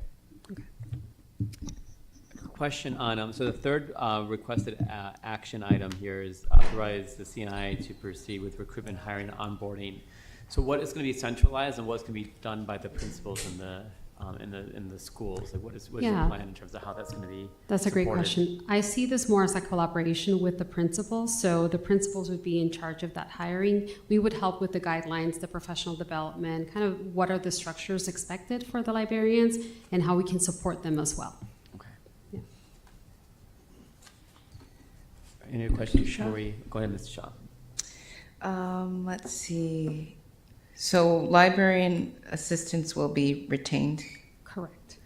Okay, and then will our current librarians be able to assist you with the interview process for incoming librarians? I would welcome that. Yes, I would welcome that. Okay, and then thinking about like the future and really having robust libraries, are we considering hiring a librarian director? I'll leave that up to Dr. Trujillo and finance and see if we Has it been discussed, Dr. Trujillo? Well, the feedback we've received publicly is this board does not want to see additional administration. So that's an administrative position. You know, the feedback we receive changes, we can certainly revisit that. Okay, well, maybe, I don't know if anyone could speak to like who oversees our librarians, who kind of provides them professional development. Perhaps our members of the public can enlighten us at the next call to the audience. So I don't see in this agenda item a budget for books for libraries. That's going to be, I believe, the next part of this presentation. Okay, great. Let's see. Well, I'll wait for the next part of the presentation. Thank you. Go ahead. Thank you, Dr. Shah. Yes, I'm going to ask you, Mr. Hernandez, yes. Well, here's a presentation. Oh, well, okay, do your presentation, because Yeah. I have a lot of questions for you. Okay, yeah, Okay. I'll go through my presentation. That'll answer a few financial pieces. So I am here as your wet blanket. I know you guys are all excited about librarians, but obviously money talks. So just a quick funding overview of kind of how we currently fund, what our positions status is in regards to our library media specialists. So currently the formula that's board approved is 1 full-time position at every high school only. So there are 10 FTE across all high schools. The only high school that does not have one, that do not have one actually, I should say, is Innovation Tech High School, Project Moore, and TAP. The only reason being is they do not have libraries. Gale K6 school has a 0.8 FTE librarian that they fund out of Title I. And that is their decision to do, is to use their Title I for that, since it works with literacy. The library assistant formula is a little bit more in depth. So if elementary or K6 has less than 500 students, we provide them a half-time library assistant. Anything over 500, they get a full-time person. Our K8 and middle schools all get a full-time position as well. There is no library assistant allocated to high schools. It doesn't prevent a high school from hiring a library assistant if they so choose from other funding sources. So all told, we have just under 55 full-time equivalent positions across the entire district for library assistants. So if the position, so like I said, positions may be funded supplementally through Title I or DSEG. So if a school wanted to use their magnet funding or wanted to use their Title I funding, they could do so to supplement whatever the formula isn't already providing them. So that's currently the position. So the current funding status is like this. So we spend about $2 million right now on library assistants. That's all in. So that is salary, that is benefits. You can see that the majority of them are funded through M&O, including some DSEG funded positions. The library media specialists or the certified librarians, we spend about $663,000 on those. The vast majority are funded through M&O, which also includes DSEG. So all told, the total library related positions, about a $2.7 million investment across the district, the majority coming from the M&O funding of the district. So in terms of trying to take a look at what it would look like to place one at every school, for example, I know that was a prior request. So right now the median salary for our library media specialist is just over $61,000, which includes the cost of benefits. In order to provide one full-time person at every single school that doesn't have one, excluding Innovation Tech, Project Moore, and TAP, we would need an additional 76 positions with a total cost of $4.7 million annually. Now, if library assistant positions were eliminated in lieu of the librarians, then the cost for those would be $2.8 million. So we would need just under $3 million for those. One item to note that's not in here, because librarians are considered teachers and they're under the TDRA salary schedule, it would require the district to commit an additional $1.1 million in classroom site fund money to provide them supplemental base pay. So certified librarians are eligible for supplemental base pay, the $12,000 or the $11,000 that they now get. So if we hired the 76, you'd have to tack on another $1.1 million commitment from the classroom site fund for those positions. But speaking specifically about the proposal that was provided by curriculum, so the 6 positions, just about $368,000, all funded from the override. You can see kind of what the status is in terms of all the schools that are up there currently have library assistants in them.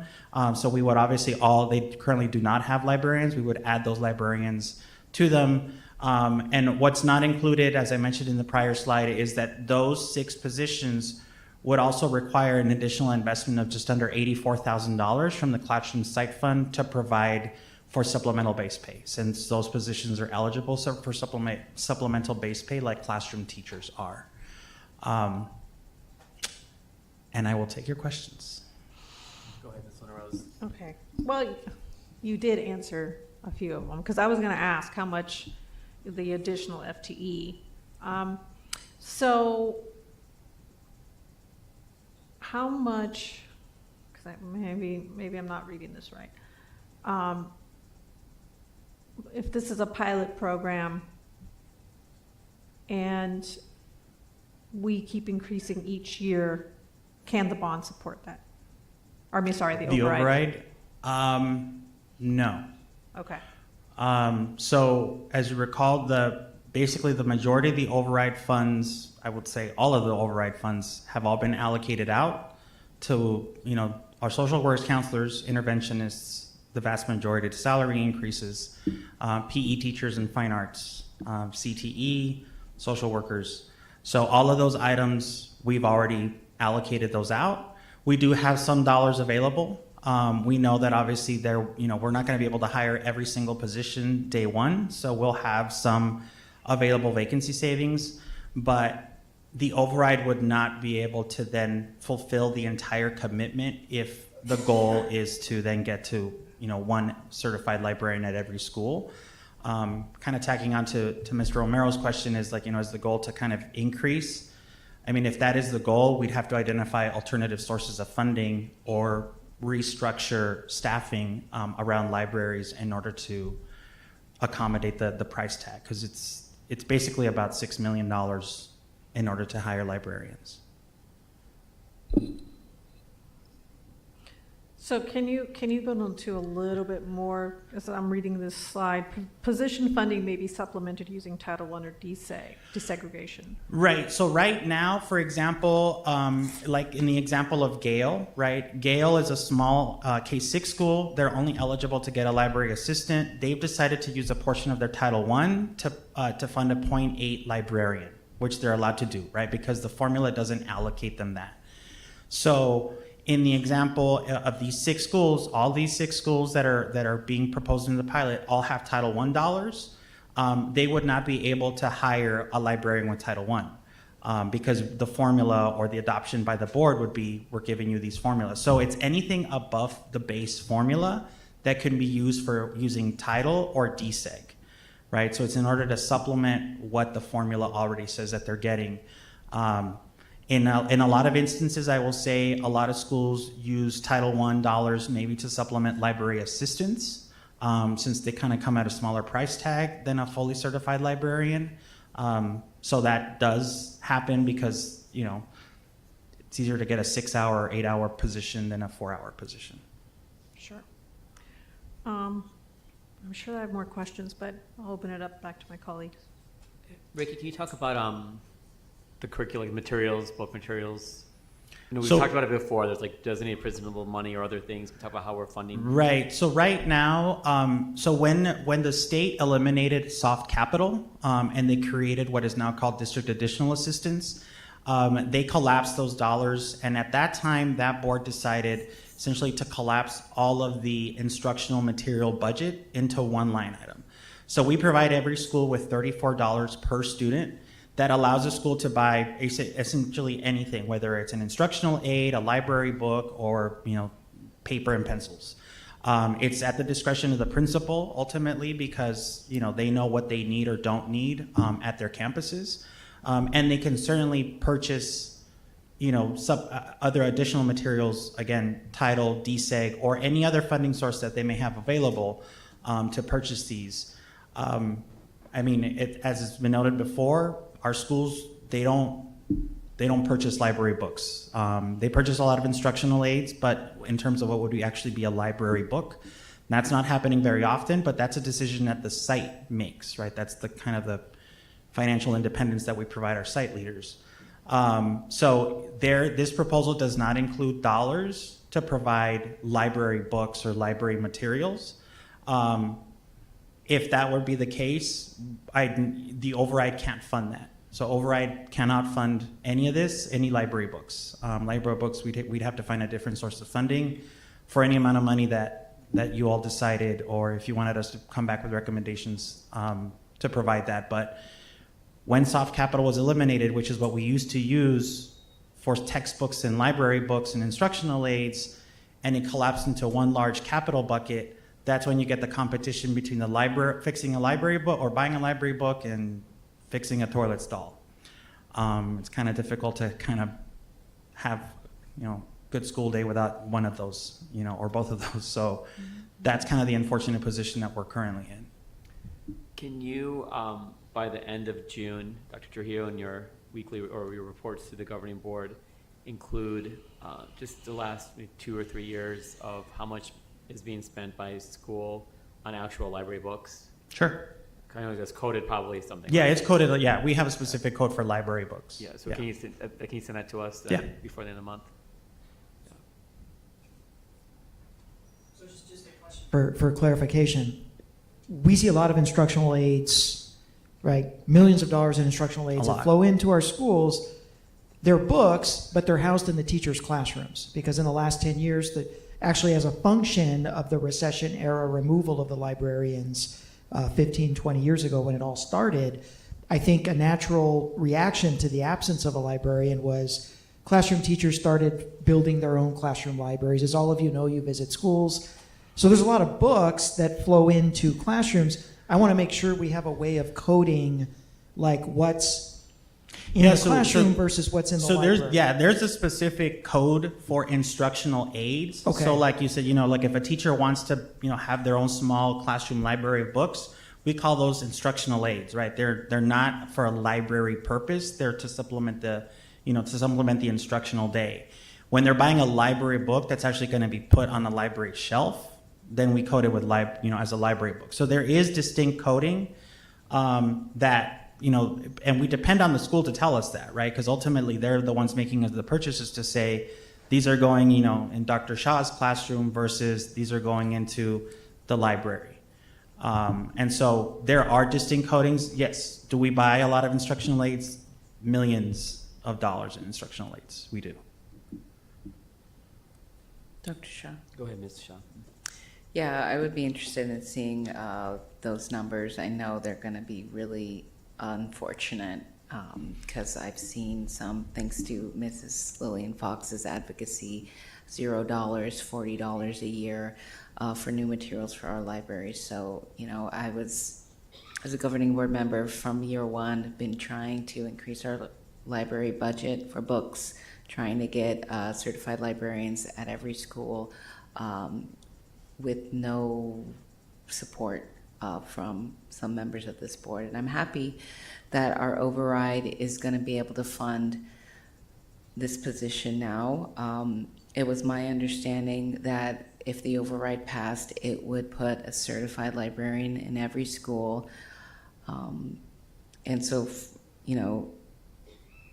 being that this is an override funded position, at least from what we have put out to the voters, I hope that in the future we can get for any override position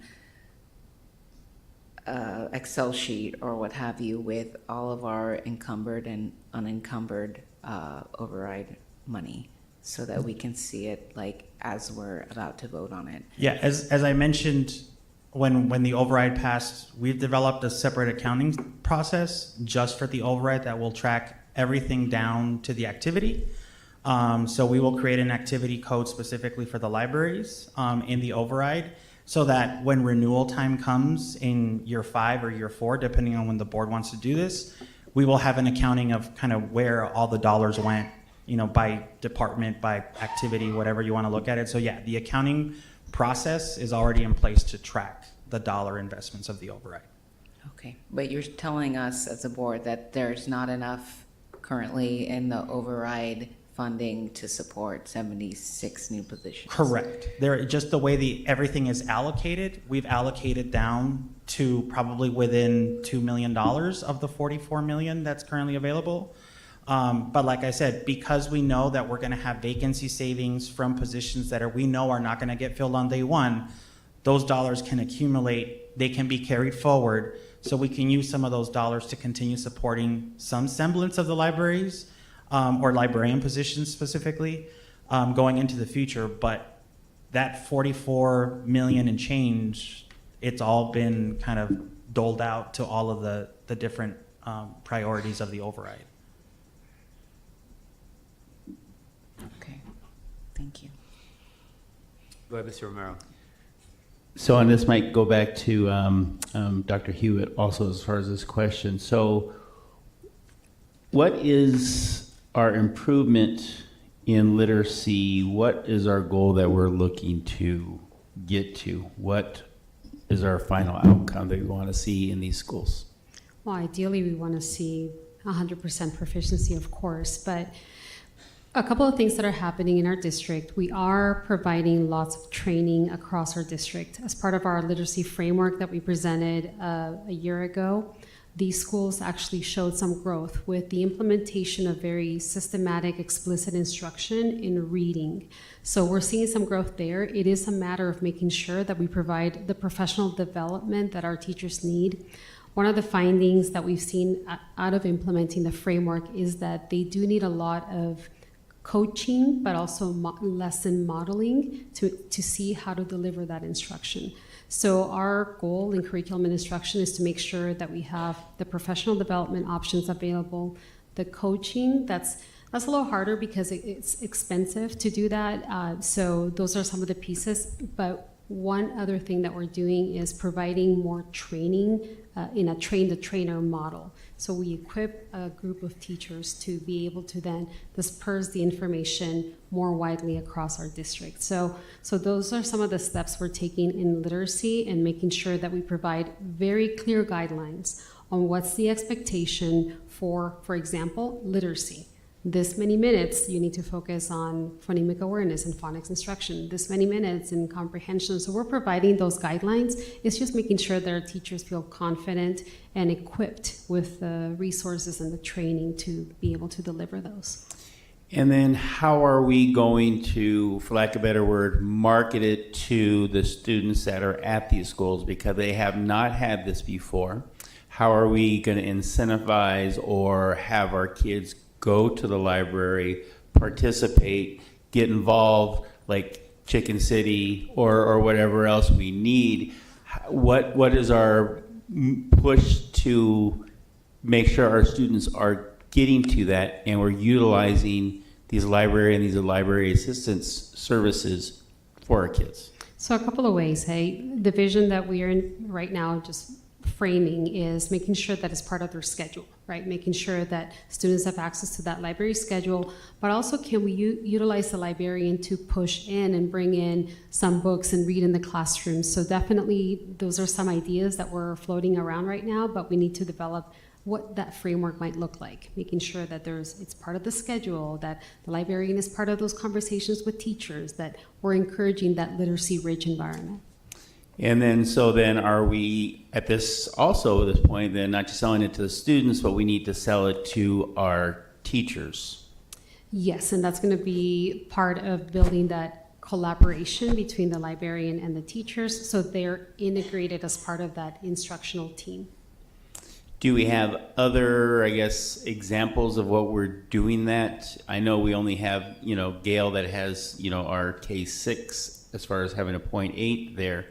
But do we have any other examples of other schools, probably middle school or high school, that's doing good job for these? I'm sure we do, and I'd love to collaborate with some of those principals and ask how are you making it work so we can model similar examples across our elementaries. And I think that would be, important, not just to the board up here, but those that are involved that are investing in this. Are we talking to the experts that are doing that right now within our district? Do they have ideas? Case in point, when we went out for a bond, we didn't talk to our principals at the schools. We just had facilities go out and say, well, this is the best thing for us. Mm-hmm. Are we going to those that actually make a difference, have lived that life on a day-to-day type of thing, and getting their input? Because it is very valuable to see it from their point of view and their perspective. What tools they need, we might think we know what they need, but because they live it and they breathe it and they've been doing it for so long, those experiences on there, how are we utilizing their experience to help us make this, again, a successful program? I think everybody up here wants to make sure it's successful, but I know the people that are doing the work are the best resources we have to make sure it's successful. Absolutely, I completely agree. And as we're planning this vision, I think it's important to engage our current media specialists and make sure that we get that feedback so then we can do it the right way and get that feedback directly from them. So I would love to have a focus group with some of them and engage them at the beginning of the year, or as we are onboarding some of these new certified librarians, to let's have a discussion. What are the needs and how can we make sure that we have exemplary models of what this might look like at the elementary level? So I'm sure there's a lot of those people out there that are listening to this meeting.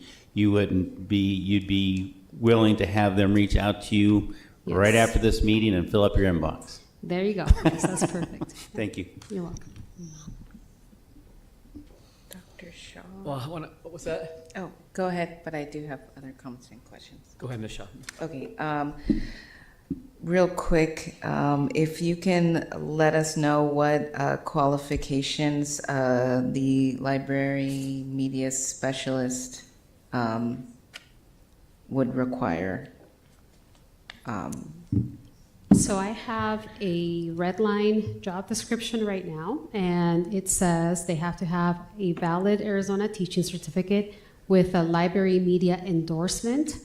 The other is a structured English immersion requirement. So I'm not sure how old this is, but I want to review it and make sure that it meets those qualifications. Those are just some of the minimum requirements. Has to have a fingerprint clearance, of course, and it says 1 year classroom teaching experience, and then it has preferred qualifications, such as a master's degree in information resources. So I would have to review this with our HR department and potentially with some feedback as well from some principals or library media specialists currently to make sure it's updated to the best we can do. Okay. Okay. Great.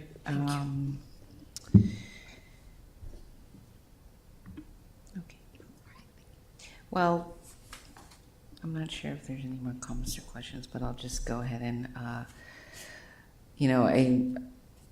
I don't know how we can accept the data that we've seen in this presentation, that certified librarians are linked to higher achievement, greater use of our libraries, and a stronger school culture, and only move to approve 6 positions in our district when we know there is such great need across TUSD. So with that, I'll move to approve funding for 76 FTE positions for librarians, as well as full-time librarian assistants at every school in Tucson Unified.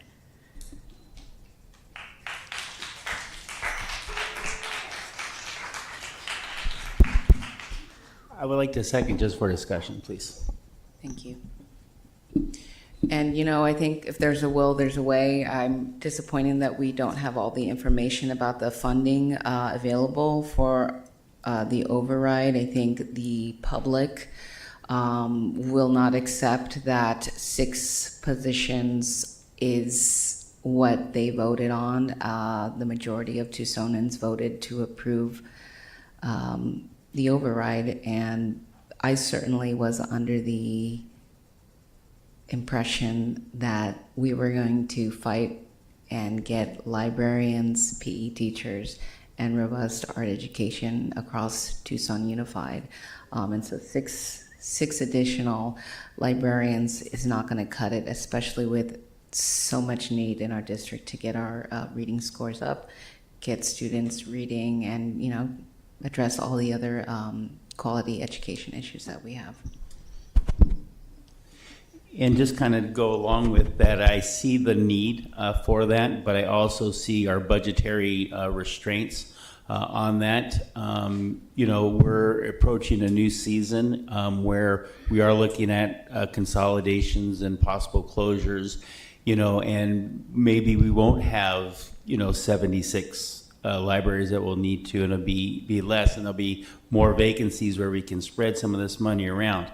That's later to be seen, what's going to happen as far as that goes.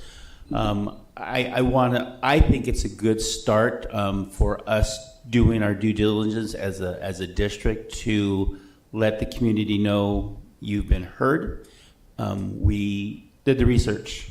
They see the need for it. Right now, with our budgetary restraints and with what we had to put on our belt and tighten things down, when funds come available, or how Ricky always works magic with these things to help us accomplish that. And I think some of the success of this will help us, because if we're showing improvement in literacy on here, then we have other schools, maybe not in our, students not in our district seeing what we're doing with our literacy. We're taking it more seriously. We're getting our numbers up higher for persistency. Now we're gaining more students because this is something that we're able to offer those. So I think this is a good starting point, but not an ending point. Ideally, I think we'd love to see that, but again, within our restraints of a budget, I find it hard to do, but I agree with you. We shouldn't just have only focus on 6, but I think this is a great start. So if you go back to the presentation from last year when we approved the override as the governing board, there was actually no money allocated towards librarians in that budget. And I'm glad that we were able to find the $300,000 to $350,000 to fund this program. And I appreciate you coming to the governing board with a proposal to fund 76 librarians. And I want to ask you, Ms. Shaw, what work have you done with our finance team or anybody in terms of how this is going to be funded? Well, we just approved 1.5 million for Eureka. I mean, for, what is it, 4.7 million. It's not a huge number. Like, we cover subscriptions and curriculum every year that far exceeds this amount of money. And so we need to find areas in our budget where, maybe this program or subscription is not really pushing students to achieve more, or it's just not necessary because teachers don't use this subscription very often. Like, there are definitely ways that we can find 4.7 million to cover librarians. 6 more positions is not enough. 50 would be a good start, but definitely not 6. And I think because there's such high need in our district, we need to just nip this in the bud and cover all 56 positions. Sure, you voted for the $1.5 million Eureka programs. What subscriptions should we cut to fund this? Like I said, it was my understanding, and I'm sure many voters would agree, that we were going to cover librarians with this override. I believe we added it to our letter that we put in the voter handbook. And so, whether or not we completely allocated the funding wherever you're saying we didn't, it was my understanding, and I'm sure voters would agree, that we need to cover 76 librarians for all of our schools. Right, so I'll ask you again, what $4 million would you cut from the budget to fund this? I'm not the CFO. Our job as a governing board is to set the budget. So, Correct. Every time I bring up a proposal to And the it would governing be board for great 6 if we had years. all the information provided when we were going to make, decisions like this. I'd like to see the override funds like I requested just now, that because this is an override funded position, or at least I thought it would be, that we would get all the data for the override, just like we do with the bond funding of what we've spent, what's going to be allocated now and later, and in the past. So We actually have gotten that money, all the funding was in the presentation when we approved the bond override rather in the first place. yeah, but this is the override, and this is an agenda item today, and it'd be nice to have all that information so that we could, trust the data and move accordingly. Maybe there's money in DSEG, maybe there's money in M&O. There's money available, we have a very large budget, and if we put the money where there is highest need, then I think it would go a long way. Sure. You've been on this governing board for 5.5 years. You have a single thing you would cut right now to fund $4 million of librarians. Well, that's a very pointed question. Now, during COVID times, I suggested we use ESSER funds, but none of you agreed that that was a proper use of funding. So, I'd like to approve this now, and then let's sit back and find a way to fund it. I'm sure Ricky is very creative. He could find a way. Go ahead, Ms. Lynn Rose. And I don't know if this is Mr. Hernandez's question or not, but are there, I know librarians are teachers, so, and we do have a teacher shortage. Are there even 76 librarians to hire? Are we going to be able to fill that need? We're not going to be able to fill 76 by the start of school. I mean, we'd get a good start. I mean, if we were able to bring 30 in, I mean, that would be at this late stage. You're talking about we're coming up on the 4th of July. Most educators have a contract either with their current district or they've already made arrangements to move to another district by this point in time. So at this point, your talent pool is very limited to folks who are out there that don't have jobs. It's a very small pool.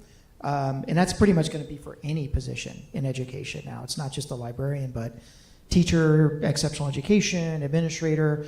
June and July, just really, it's not the peak season for top tier talent. Okay. So, Mr. Hernandez?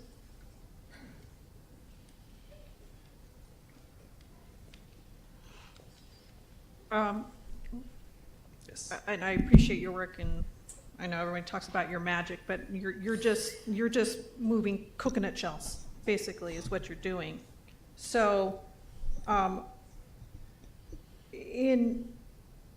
just correct me if I'm wrong, if I know this, in the 5.5 years I've been on this board, things that I've learned, those pot of money, like the money that we just approved for Eureka, that's a different pot, like when we couldn't use it to move to other things. Yeah, the money that we use to buy instructional aids, like the software pieces that you just approved, they can only live in capital, right? We can't use those to pay in for salaries. Now, we've already gotten in trouble with the Auditor General for moving capital to M&O, which is what we're trying to avoid doing. So if the board wanted to use that and they wanted to direct the superintendent and myself to move backwards against the kind of the wishes of the Auditor General, we can always do that. I would not recommend that. That's kind of what's put us in a high-risk category, is the movement of capital to M&O, which is where we buy subscriptions. And I would prefer not to do that again either.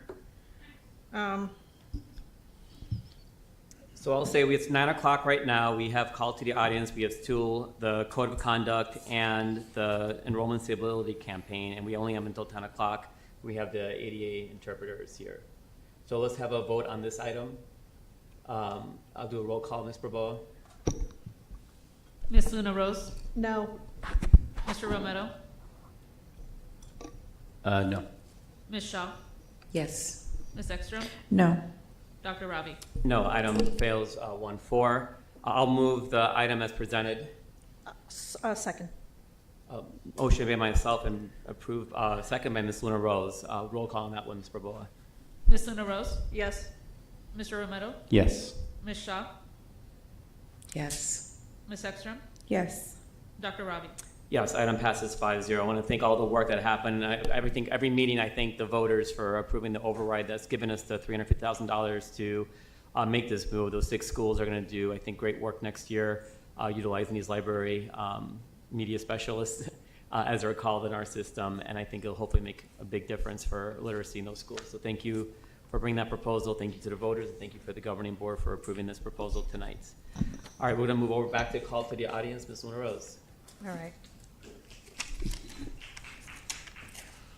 Mr. Ross, shall I read this again, or is this, I don't have to? No? Okay. Well, I'm just asking legal counsel. All right. We have Jessica Ramirez.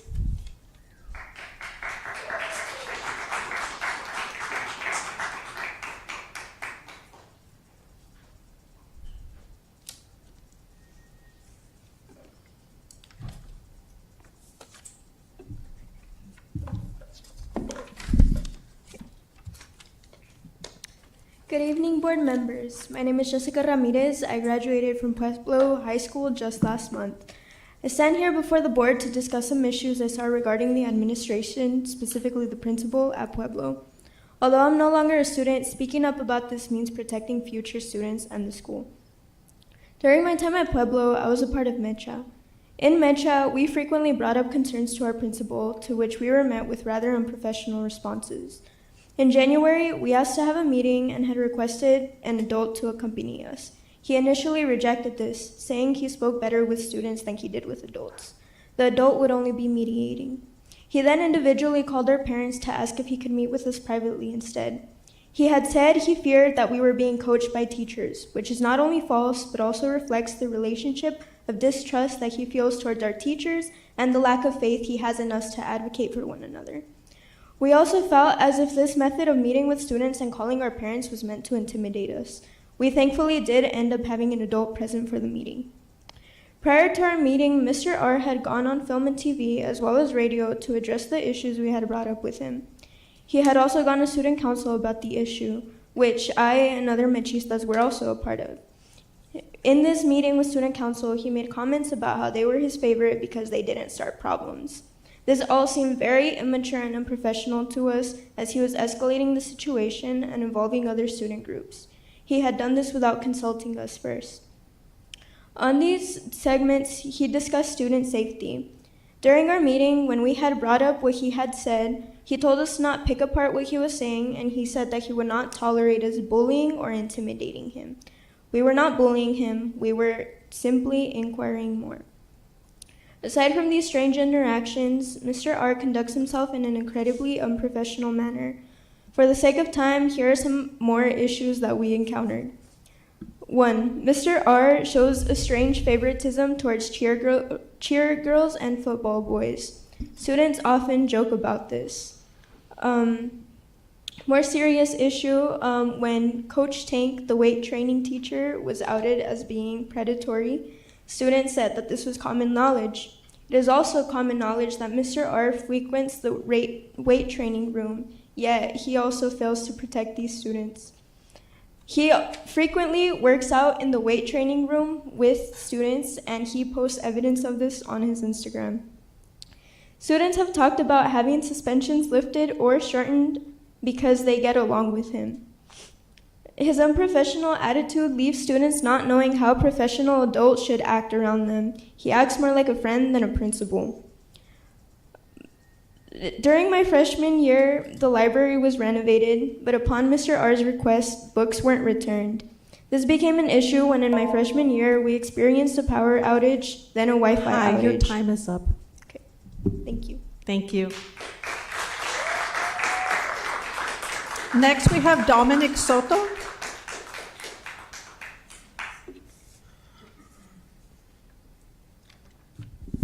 Hello. Good evening, board members. My name is Dominic Soto. I'm also a Pueblo Machista. I'm here to also just share my feelings as well as the thoughts that we shared amongst us Machistas regarding this situation that we felt was unprofessional. It started as the situation that we encountered was that we as Mecha were posting resources, know your rights resources, and law enforcement may not enter without a permit signs that we gave to our teachers, as we wanted to show our support and our contributions in a time where we had families and friends who weren't showing up out of the fear of being detained or even deported, because we weren't seeing much action being taken from our own administration. These resources were seen being taken down by Mr. R, by Machistas, which is a conversation that we had in our club. We devised a response, and in an email, his response was that these posters and signs were removed because they weren't aesthetically pleasing. And after we didn't take this answer, that is when we did decide to ask for a meeting. And as Jessica said, he kind of, in my perspective, he kind of took advantage of us being students, because he asked for so many specific requests. He asked that he only meet with the Machistas who thought it was a problem, because he thought that we were being coached by teachers. The big part that we, as Mechi says, thought that was disrespectful to us was that he went out of his way to talk with film and radio instead of coming to us, a club who has open doors, who advocates for the safety and protection and proper education of our students. So I just feel like that this situation really highlights his unprofessionalism when it comes to keeping his students' thoughts in mind. That's all I have. Thank you. Next, we have Annabelle Guptal Godfrey.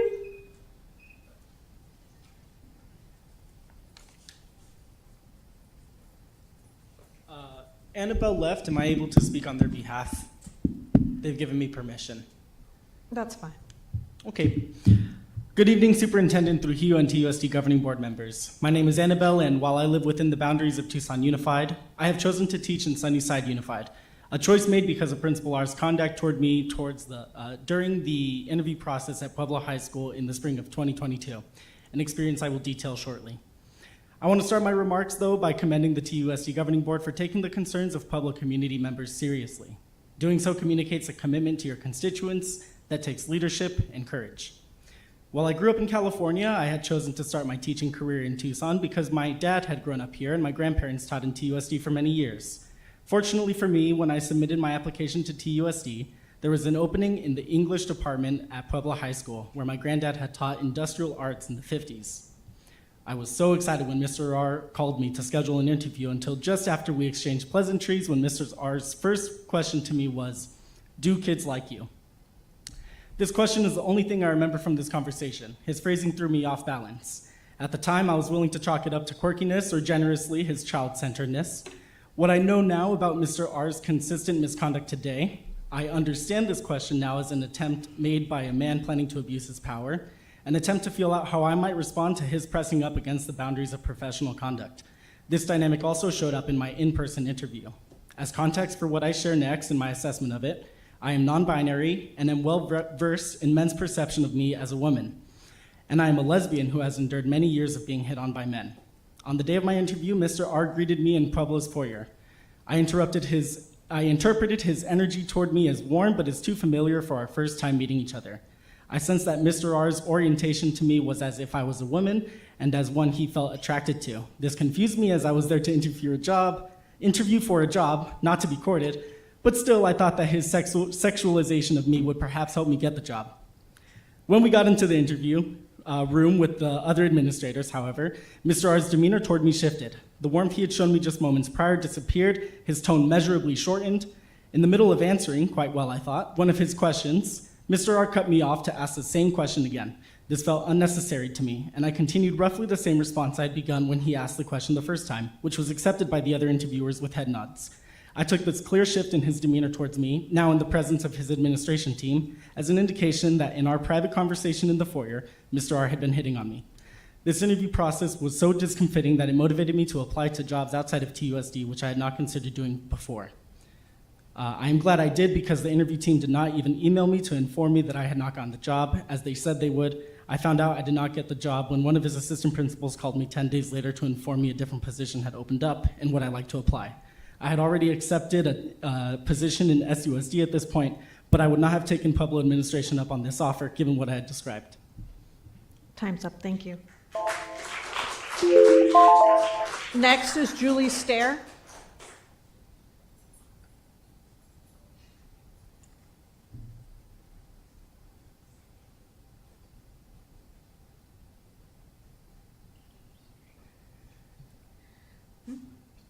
Julie. Thank you. And in the interest of brevity, my name is Julie Stair, and I am the ACT prep teacher at Pueblo High School. Ms. Stair, I'm sorry, can you move the mic to your mouth so we can hear you a little better? Okay. My apologies. Thank I've been you. told I talk too loud. Anyway, so I'm been asked to read a letter written by Raul Grijalva Gomez, a former student of mine. Raul, just a little bit of background, has written plays for Pueblo. He sings, he dances. He was an excellent student of logic and rhetoric when he was in my class. He's a leader of his peers. And as everyone knows, his hair is perfect. All right. Hello, good evening. I am an incoming senior at Pueblo High School.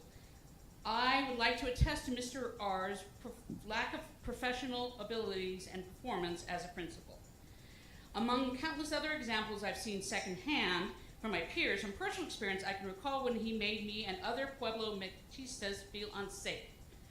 We had called attention to the lack of a proper safety protocol in the event of an ice raid. We sent it as an email, and Mr. R responded to the email, and he set up a meeting for 2 weeks. He requested he was alone in the room. We were not comfortable with that, and so we still had another person with us. In the weeks leading up to the meeting, he reached out to every other club and talked about how students were bullying him and attacking him, and how there really was a plan in place in case of an ice raid, but it was all in his head and would have to be executed in the moment. He would also often corner myself and other Mechisas privately about the meeting while at lunch or on our way to classes. Many Mechisas were also on the student council, and so he visited student council as well and talked about the importance of rule enforcement. He attempted to guilt trip us into believing we were bullying him. These are not the actions of a professional authority figure, and I, among students and teachers, would like an evaluation of his past actions and works and something to happen now. Thank you for this time. Thank you. Next is Eliseo Gomez.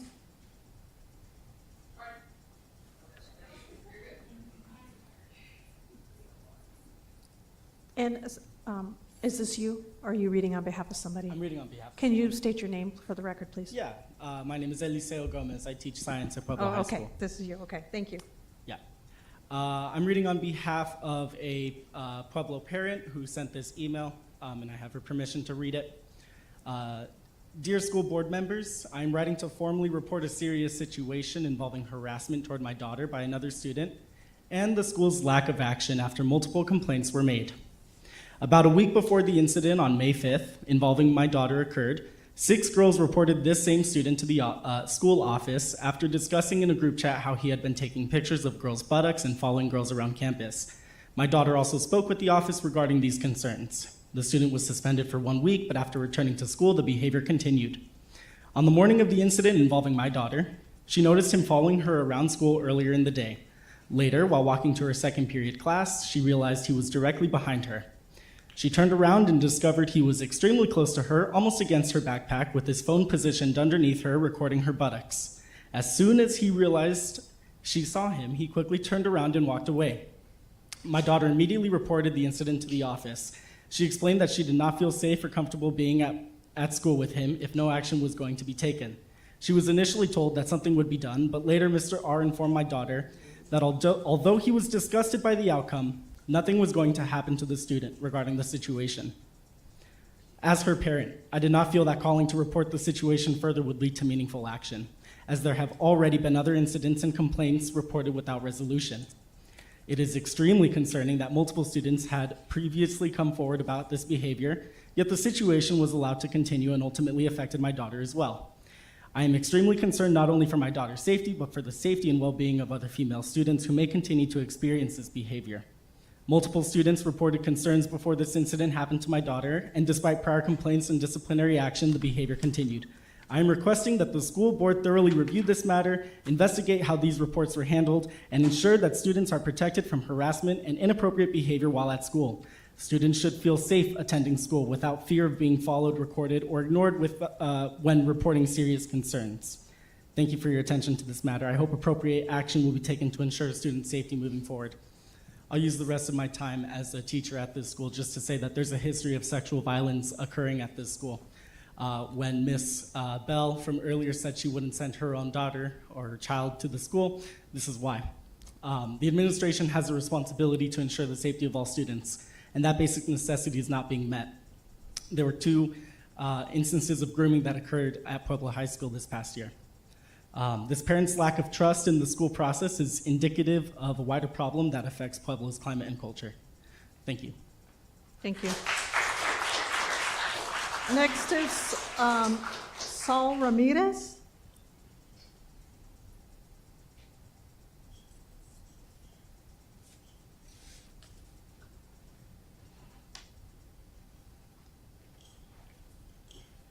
Muy buenas noches, mi nombre es Saúl Ramírez y sé que pocas personas me van a entender. Soy padre de familia de 2 estudiantes graduadas ya de Pueblo High School y quiero exponer mi molestia e inconformidad con la cual vengo lidiando desde el primer año que comenzó mi hija mayor en el año 2018 y graduó en el 2022, año que comenzó mi segunda hija, 2022, para graduar este presente año.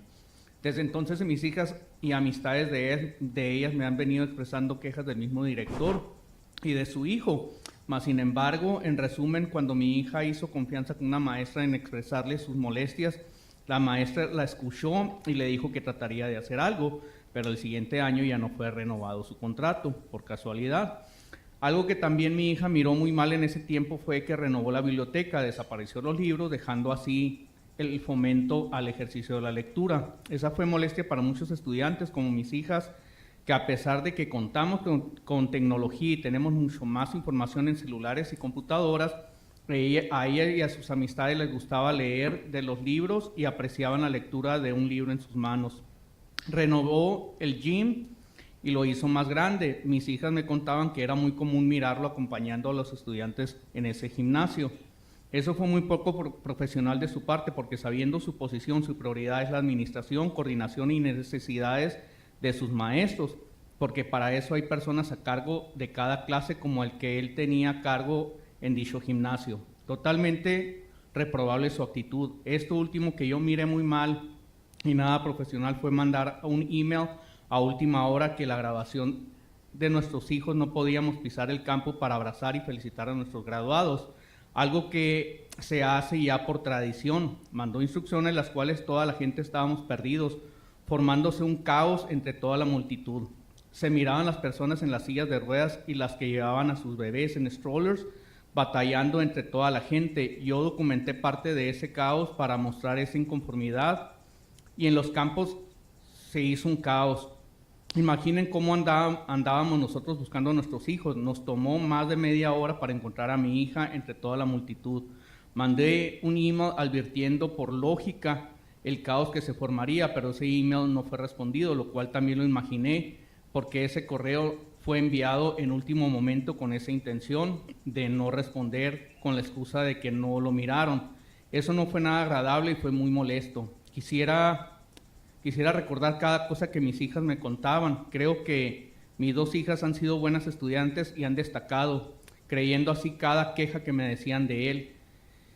Me queda una niña de 11 años que no me gustaría que él fuera su director a futuro, por todas las cosas malas que he escuchado ya de esta persona. Recuerdo que mi hija me contaba la mala disciplina, actitud y privilegios que Your time is up. Okay. Thank you.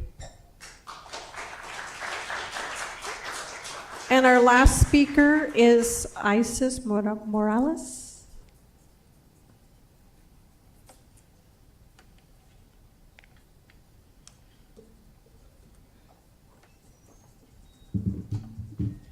Hello, board members, and good evening. I hope everyone here is having a great and restful summer, though I guess not since we're all here. I wanted to speak out about how Pueblo High School desperately needs new leadership and administration, especially in regards to Principal Frank Rosenhauser. As an alumnus and graduate of Pueblo and an active community member, I found that it was my duty to speak about my interactions with him when I was attending. As an alumnus and graduate, I was in my sophomore year when Mr. R first took his position as principal. Me and him became very close when I did a tree planting project at the school. We planted over 20 trees. And though I didn't think anything was off then, I do think that his behavior towards me was weird now that I am a little bit older. He was always overly touchy with me. He would let me go in and out of his backpack and office when he was and wasn't there alone for snacks and gum. And he would even offer me rides to and from school events when I didn't have one, where it would just be me and him alone, to which I always declined. As him being an administrator and me being a student, I believe that this was very inappropriate behavior. Since I have graduated, I have heard very concerning things in regards to his continued inappropriate behavior against minor students. And I hope that our concern is taken into serious consideration and that he is removed from his position. Thank you for your time. Thank you. And that concludes Call to the Audience. All right, so the same rules apply about a governing board opportunity to respond to criticism, ask staff to review a matter, or ask that a matter be put on a future agenda. We've already had 2 members address this topic. Any additional comments on call to the audience? Dr. Shaw? Go ahead, Ms. Shaw. Thank you to everyone who waited and spoke just now. I would like to ask staff to review the matter raised by Eliseo Gomez. I believe that was the name, was the 18th speaker. And then I'd also like to ask staff to send us a translation of the comments by Mr. Ramirez, the 19th speaker. This is the second time this year that we've had a speaker speak to us in Spanish, and I requested last time that we have translation services available to us and the public if needed, and I haven't seen that actualized. So I'd like to ask staff to make sure that we do have translation services for Spanish speakers, especially at our governing board meetings. All right, that'll conclude our call to the audience then. Thank you everyone for being here tonight so late. We're going to move over to our 7.1 Code of Conduct proposed revisions for the 26-27 school year. As previously noted, I'd like to welcome Director Anna Warmbrand and her team for this item.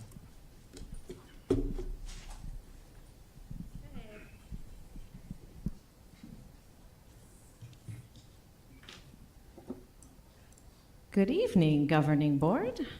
Governing Board President Dr. Shah, esteemed Governing Board members, Dr. Trujillo, Mr. Ross, and thank you. We are here again. This feels oddly familiar. I just want to acknowledge my team. Thank you all very, very much for hanging in and much appreciated. So we are here again, our annual event for our Code of Conduct revisions. As Dr. Trujillo had mentioned previously, I did want to start off with just a little bit of data for you in the good news realm, because we are here this evening, and I always like to bring, if I can, something positive to the space. We know that our revisions are made to the Code of Conduct. This is all for the benefit of students in TUSD. And this is the document, is the policy document, and all of the input that you hear for recommended revisions are from stakeholders. So here's some updated discipline data, and I wanted to lead with that. First off, our suspension numbers are down from last year. And so this time last year, at the very end of the year, we do our accumulation of all data. And I know you as the board receive your weekly reports from Student Relations. We had, for all suspensions, and this includes in-school suspension and out-of-school suspension, 3,958 for the previous school year, and now we have 3,788. So we are down 170 suspensions. So that means that we have kids that are back in our school programs, and our exclusion numbers are coming down. I also wanted to highlight, and I will acknowledge our Aspire team, our program manager, coordinator, specialist, and Miss Orduña hanging in. She's our CHW at Tucson High, representing, because I did want to highlight with our Aspire team the decrease in suspension numbers and exclusion for those kids dealing with substance abuse and misuse. And so we have 118 less suspensions since this Aspire team has had a full year to do their work. So this is really important, especially when you look at turnaround practices and large district initiatives. From the beginning of looking at the Code of Conduct and coming into this position, it was really important that we started to see our exclusion numbers go down so our kids are in school and learning. And then the really, really big news, and this is something that we haven't seen in TUSD for a decade previously, is that our risk ratio, which is our disproportionate, or in this case, lack thereof, numbers for disciplinary incidents. So when I became the director of student relations, we had in particular for our African American students, disproportionate incidents that were occurring for the number of students that we served in TUSD. We were some weeks 2.89, sometimes 3.12. The national average is 3.00. So we were at or below a little bit the national average, but when you look at your colors, you always want to see green. Red, not fantastic. That means that your disproportionality is really high. And for the first time in a decade, this last year, we were at green, 1.50 for our African American students, and less for all of our other students of ethnicities that we serve. This year, we have no risk ratio again. This is the second time in a row. And before that, it had been a decade. And before that, people were not tracking this disproportionality in the same ways. And we are green again, and we're at 1.45.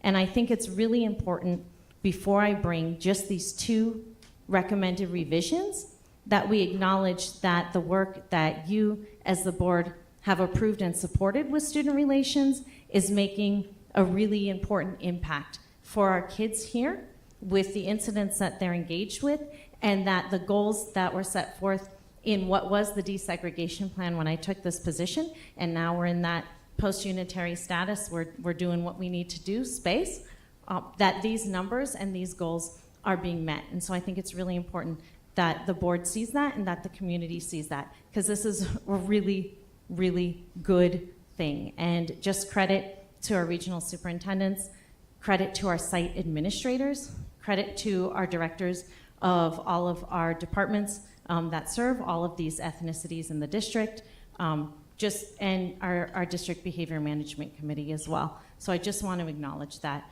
because it's been a lot of work and many, many years to get to this space. We do have a robust committee. Lots of folks, Hunter and Eli, TEA, all of our equity departments are represented. Shauna Rodriguez sits on it, representing district leadership. Mr. Armenta sat on it. Michael Arnoff, he's been since the beginning with us. I'm missing Judy Mitchell tonight. She's not able to be here. She's dealing with some things, and I just wanted to really shout her out, because she's never missed a code of conduct meeting. And she's an extraordinary member of this committee, so I just want to say that. We have 2 recommended revisions. And when we started this process, and we worked through all of our code of conduct spaces and what we needed to do, we had so much work, and I would bring 6 or 7 revisions. And now we're at this point of very detailed refinement, which is a great place to be going into year 5. That's a good spot to be. So here's our first revision from the committee. We have other aggression within our aggression categories, and it says intentionally or knowingly engaging with physical contact that has a reasonable risk of resulting in physical injury. Examples: pushing, kicking, biting, hitting, slapping, punching with no physical injury, etc. Similar conduct not meeting the definition of other aggression shall be treated as a level 2 offensive minor aggressive act. I'm going to show you what our recommended revision is and do a little explanation. So what we'd like to add is in red, without documented injury or only with minor injury. And we'd like to add that language because when we don't have the specificity of the level of injury in the other aggression level 3 violation, which is a short-term suspendable violation, our administrators are left to look at the level 4 violation of assault, because that's where the language when it comes to aggression and injury typically sits. And so all that we're asking the board to do is allow us what is in red without documented injury or only minor injury. Therefore, if students get into a physical altercation and it's not characterized as a fight, as in one student is not a willing participant, but there is some injury like a red mark that fades, or there's a bite but it doesn't break skin, and then by the time they come back from the nurse, you can't see that anything happened, that we're able to have a level 3 violation as a short-term suspendable offense versus having to go to a hearing or a long-term suspension abeyance for an assault. So that is for other aggression. We're just asking to add that one sentence, and this was very much supported by both TEA and Eli, because we were seeing a lot of admins say, well, should I do assault? Well, is it serious injury? No? Okay, well, let's look at other aggression. So this will help folks to make much clearer choices.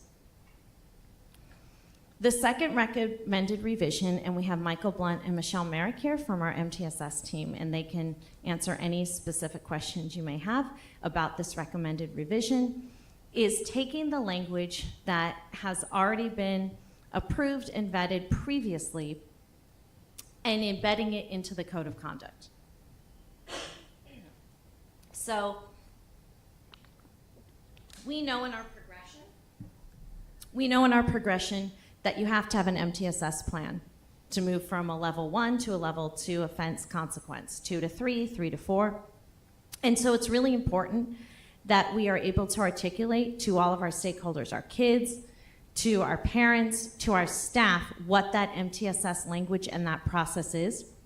We talk about PBIS, we talk about PIC, we talk about all of these other components that are board approved and supported, but we have not articulated what the MTSS process is, but we have it embedded in the sequence for progression. So the committee is asking that the MTSS language be added into the book. It looks like a lot here on the slides, but it will actually fit in half a page section within page 5 of the Code of Conduct. I know it is late. If you would like me to read all of it to you, I'd be more than happy to. I'll leave it up here for a moment. I'm going to go to the next slide, and then we can go back if need be. But this is not new language. This is nothing that we created that's brand new. This is the MTSS system that has already been vetted through. We're simply taking what's already been approved and supported and just re-articulating it into the document. So we made 0 changes to the process, to how it sits in progression, none of that. It's just explaining to folks what it is the MTSS process is, so that when they see it in the progression chart, they can look back and say, oh, okay, I understand what this plan and process is. And then we're going to put our interventions in, just as we do under a supplemental consequence section. We had previously called it SEL. Now we'd like to put our MTSS language there. And this is a pretty exhaustive list of both the Tier 2 and Tier 3 interventions that we utilize as part of our MTSS process. It's not absolutely everything, but it does include a pretty comprehensive list. And so that does give both administrators an option to go back and say, oh, let me make sure that all this is in the plan. Let me make sure these things have happened before I request to elevate discipline. And then for our Tier 2, you have all your check-in, check-outs, mentor supports, behavior contracts.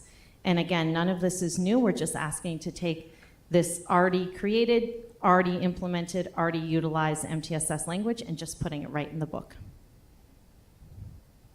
All but one of our wonderful committee members said yes. So we're a majority rule type of organization when we have this committee vote. And that is all.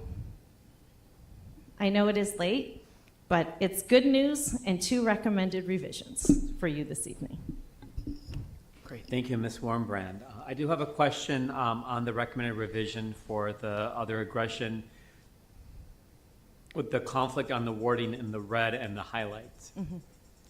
So the no physical injury in yellow, with the recommended revision, that would be removed. Oh, okay. Yes, sir. Sorry, I missed that then. No. That is, I believe, my error in that it should have literally just been crossed out and kept highlighted. Okay. Governing board members, any other questions, comments, feedback?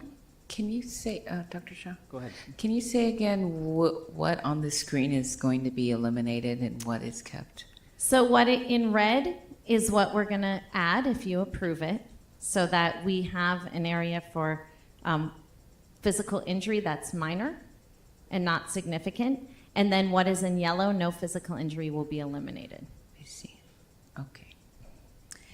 And then do you have the reasoning behind the one no vote for the person who voted no? Like, do you know their reasoning behind that?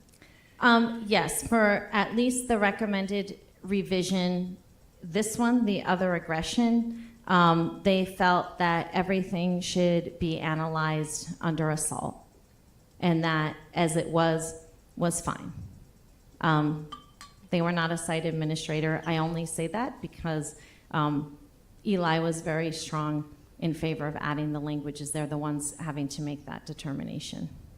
But even still, had it been, it's majority rule. That's what we agree on in that space. And then for the MTSS, they felt that it would be too busy because it's a lot of documentation, but Carla's team in communications, they're going to make it really concise. And we've already talked about, if this was to be approved, how that would look page-wise. Okay. And then if a student was assaulted with no physical injury, but then they went to the doctor and found that they had a concussion, let's say, for instance, we're able to elevate Yes. to level 4. And they wouldn't have to even do a request to elevate discipline. It would just be like, oh, wait, we now have this doctor's note. This is actually an assault. Right. And thank you for the recommended revisions last year where you allowed administrators to have some extra time for that exact reason. So yes, it's within the code of conduct that they can, upon getting new information, change that violation, for sure. And the head injury one is really important that you bring up because you may not know for a day or two. Yes. Thank you. Ms. Ekstrom, followed by Ms. Luna-Rose. That was my question. Hello. Thank you. And thank you for coming back. I'm assuming this would be implemented for the upcoming school year. Yes. Okay. And right away, I mean, when these changes are made, I'm just out of curiosity and probably shouldn't be asking long questions. It's okay. Is this like put into the code of conduct that's given out to the families and all of that? Okay. Yes. So the next step is by the end of this week, this will be put into a Word document, whatever is approved. It gets sent to Carla in Communications so they can make the book look like it does and work their magic. And then it goes to Luis in Meaningful Access. And then that team does the Spanish version so that that's ready for printing. And then they take July to do all of the other language versions of that so that that is accessible. And then at that point, we will create before July 1, we'll have our decks, Melanie Schiappini, our compliance liaison, and we already have it in the calendar, and we'll go through for our training decks for students, training deck for staff, training deck for parents, and all of the parental communication with all of the new violations and whatever else is approved.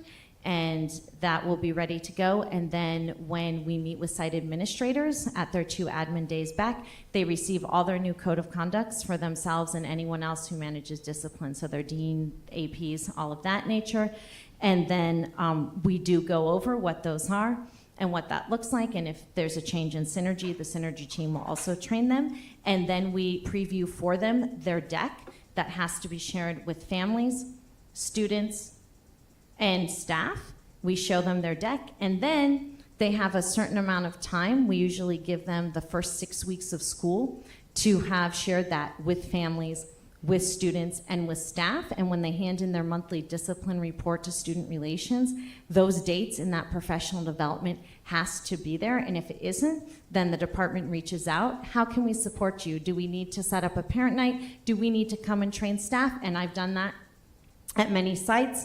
I've done the student presentations with students. We have one for elementary, one for secondary. And so we'll go out and do that. And all of that information is also shared with the regionals, and it will be shared with the regionals and the deputy superintendent next year, just so we make sure that every stakeholder that this impacts has a training and has that information. Okay, great. Thank you, Ms. Warmburg. Absolutely. Dr. Go ahead, Ms. Shaw. I think I ask this like every time the code of conduct comes up, but you kind of addressed it just now about how students interface with the code of conduct at the beginning of the year, even without new revisions. But I wonder if we are targeting students who have a history of having disciplinary issues and bringing them together in small groups or one-on-one with like a teacher, mentor, or someone in the community to go over some of these things, their prior history, and like moving forward, and trying to prevent these things from happening in the upcoming school year. Mm-hmm. So actually, our compliance liaison has been working on our high-risk lists. We work on those every summer, and those high-risk lists are now looking at truancy now, as we have our attendance and enrollment, and as I spoke last time, truancy initiative here with student relations. So it's a high-risk list of those kids that are struggling with attendance and truancy, substance abuse and misuse, high levels of aggression, because those are drivers for all of our violations here in the district. And so that list is not only our 8th to 9th graders, which we call empowerment kids. That was already sent before even summer school started for every single high school, so they know our high-risk kids coming into that space. But that list is shared with every regional. It's shared with every equity director. Dropout Prevention got their list way, way in advance. And now we're working through every single high-risk student in the district. And if they've been withdrawn, we are now putting withdrawals. And we're umbrelling that under our truancy and attendance violations as well, so that we can see that trifecta overlap. And then that list is given to site administrators. It should be done tomorrow. We had 3 schools left today. I check it every other day with Melanie. And once that's done, then it goes to every single site administrator, so that they are well aware in advance of the kids, exactly to your point, that are struggling, who are going to be walking in our doors.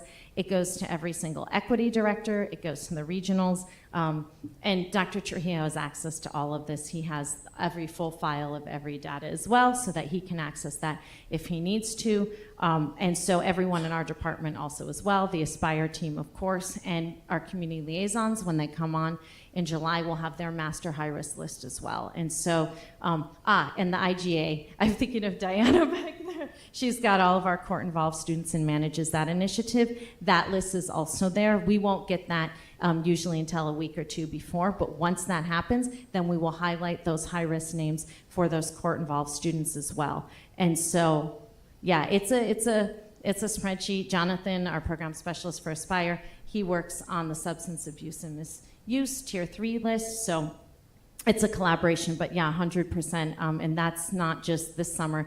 This will be the 3rd summer in a row that we generate for site administrators and everyone who supports the school sites, so we know who's walking in our doors day 1. Yes. Okay, so we're giving them the information. Are we also providing them with mentorship opportunities? What do you want to do when you're an adult? Have you thought about going into career and technical education? Not just addressing their priors, but opportunities within our district? So that's part of the articulation of the list, is to triage it to the departments that work in those spaces. And then Michael and Michelle, I'm glad you're here. If I look behind me, then I'm like, oh, here's all the people in my neighborhood that we work together. So they also get it, so that they then cross-reference the MTSS plans. And then when we train at CIPDA, their MTSS coordinators, we go through the components of the high-risk list so that they can do this check-in, check-out, and that whole list of tier 2 and tier 3 interventions that we shared that we want to add. So they will start to engage with these kids in those processes. And then if they need dropout prevention, guess what? They're already boots on the ground. They're rocking and rolling. They've had their list. Our equity directors, they have all of their student lists, and those are updated for them in some instances on a weekly basis upon request. So yes, at that point, the triage system of supports should start to be initiated, and we monitor that through our monthly discipline reports. We track to see if our high-risk kids are being discussed and supported during their behavior management team meetings, which are required every other week or weekly for those schools that are in our top 10 high-risk overall, meaning they have high-risk ratios, high disciplinary numbers, things of that nature. Great, thank you. Absolutely.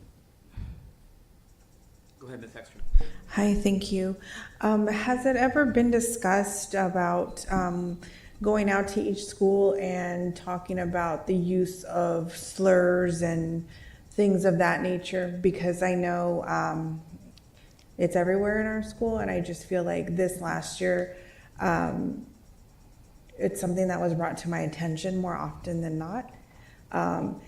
And when I bring it to the attention of principals, they're like, oh, you know, we try to do this, this, and this, but they never really address the issue. They always talk around it. And so nothing ever gets fixed or handled. And so, I mean, I know it's a touchy issue, but I don't know, maybe if there's a school-wide assembly or something like that. So the no slurs component and the use of derogatory slurs in schools was actually the first topic that was brought to the District Behavior Management Committee. We had, I don't know, Michael, at least 5 meetings in relation to that particular concern.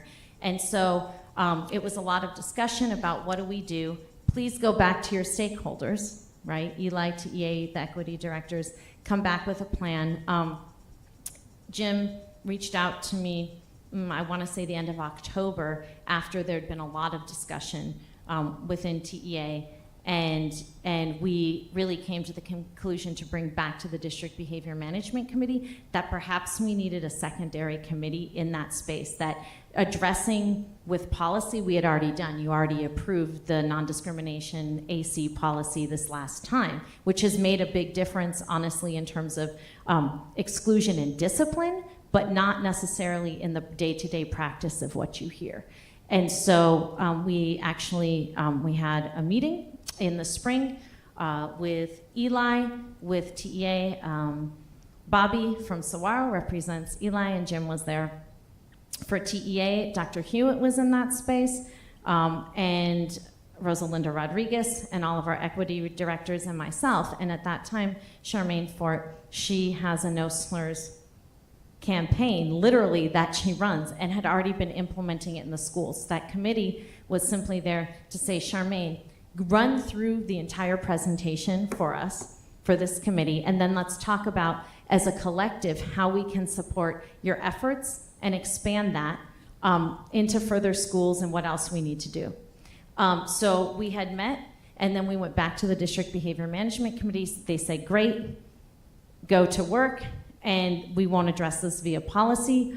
As changes occurred at the district level, that has paused, but we will be reigniting it, and part of what we're gonna do is I've met with a variety of folks that exist in that space, both in district and out, and we're looking at funding sources for whole child learning that will include the no slurs, because I don't have funding specifically for character development specifically, but there are other funding sources, of course, as you know, in my budget, and so we really need to marry the initiatives that Student Relations oversees and include very specifically that no slurs component to be able to work in that space again. So it's not for lack of effort. I assure you, on Student Relations part, we have been trying to find many an avenue, and I really thought we were on the right track, and then there's been some shifts, and so now we're having to pivot. But anyone who knocks on my door about coming to the district or is internally, I want to work with you on behavior management,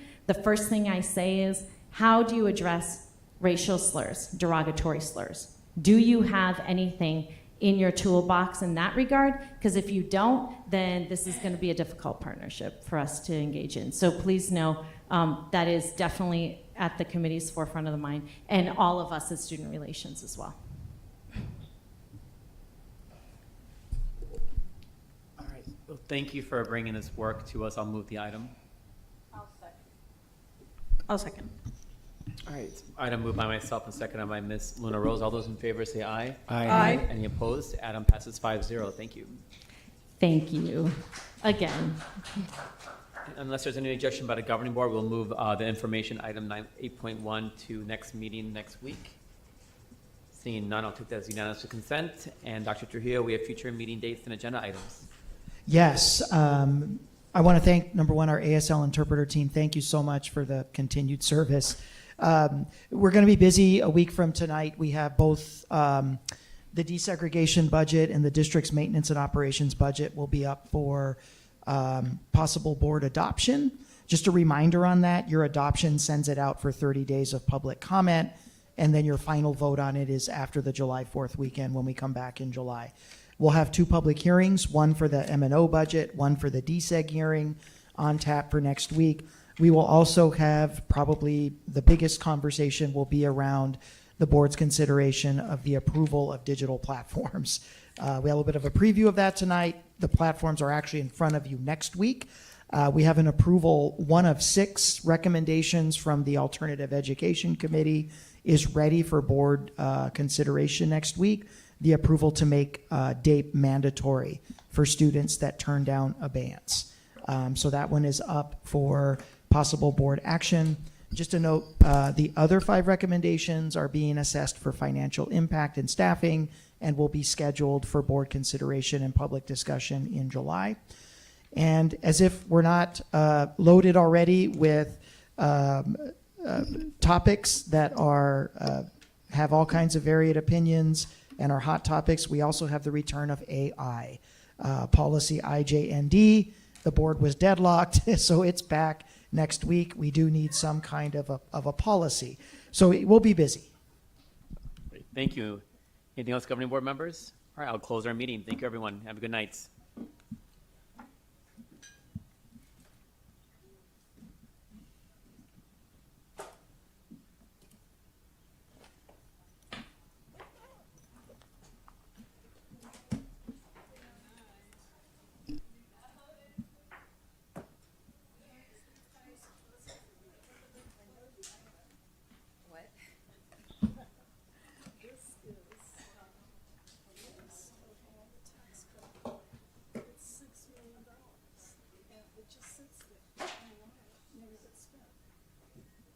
I went through and started highlighting as and do it for you.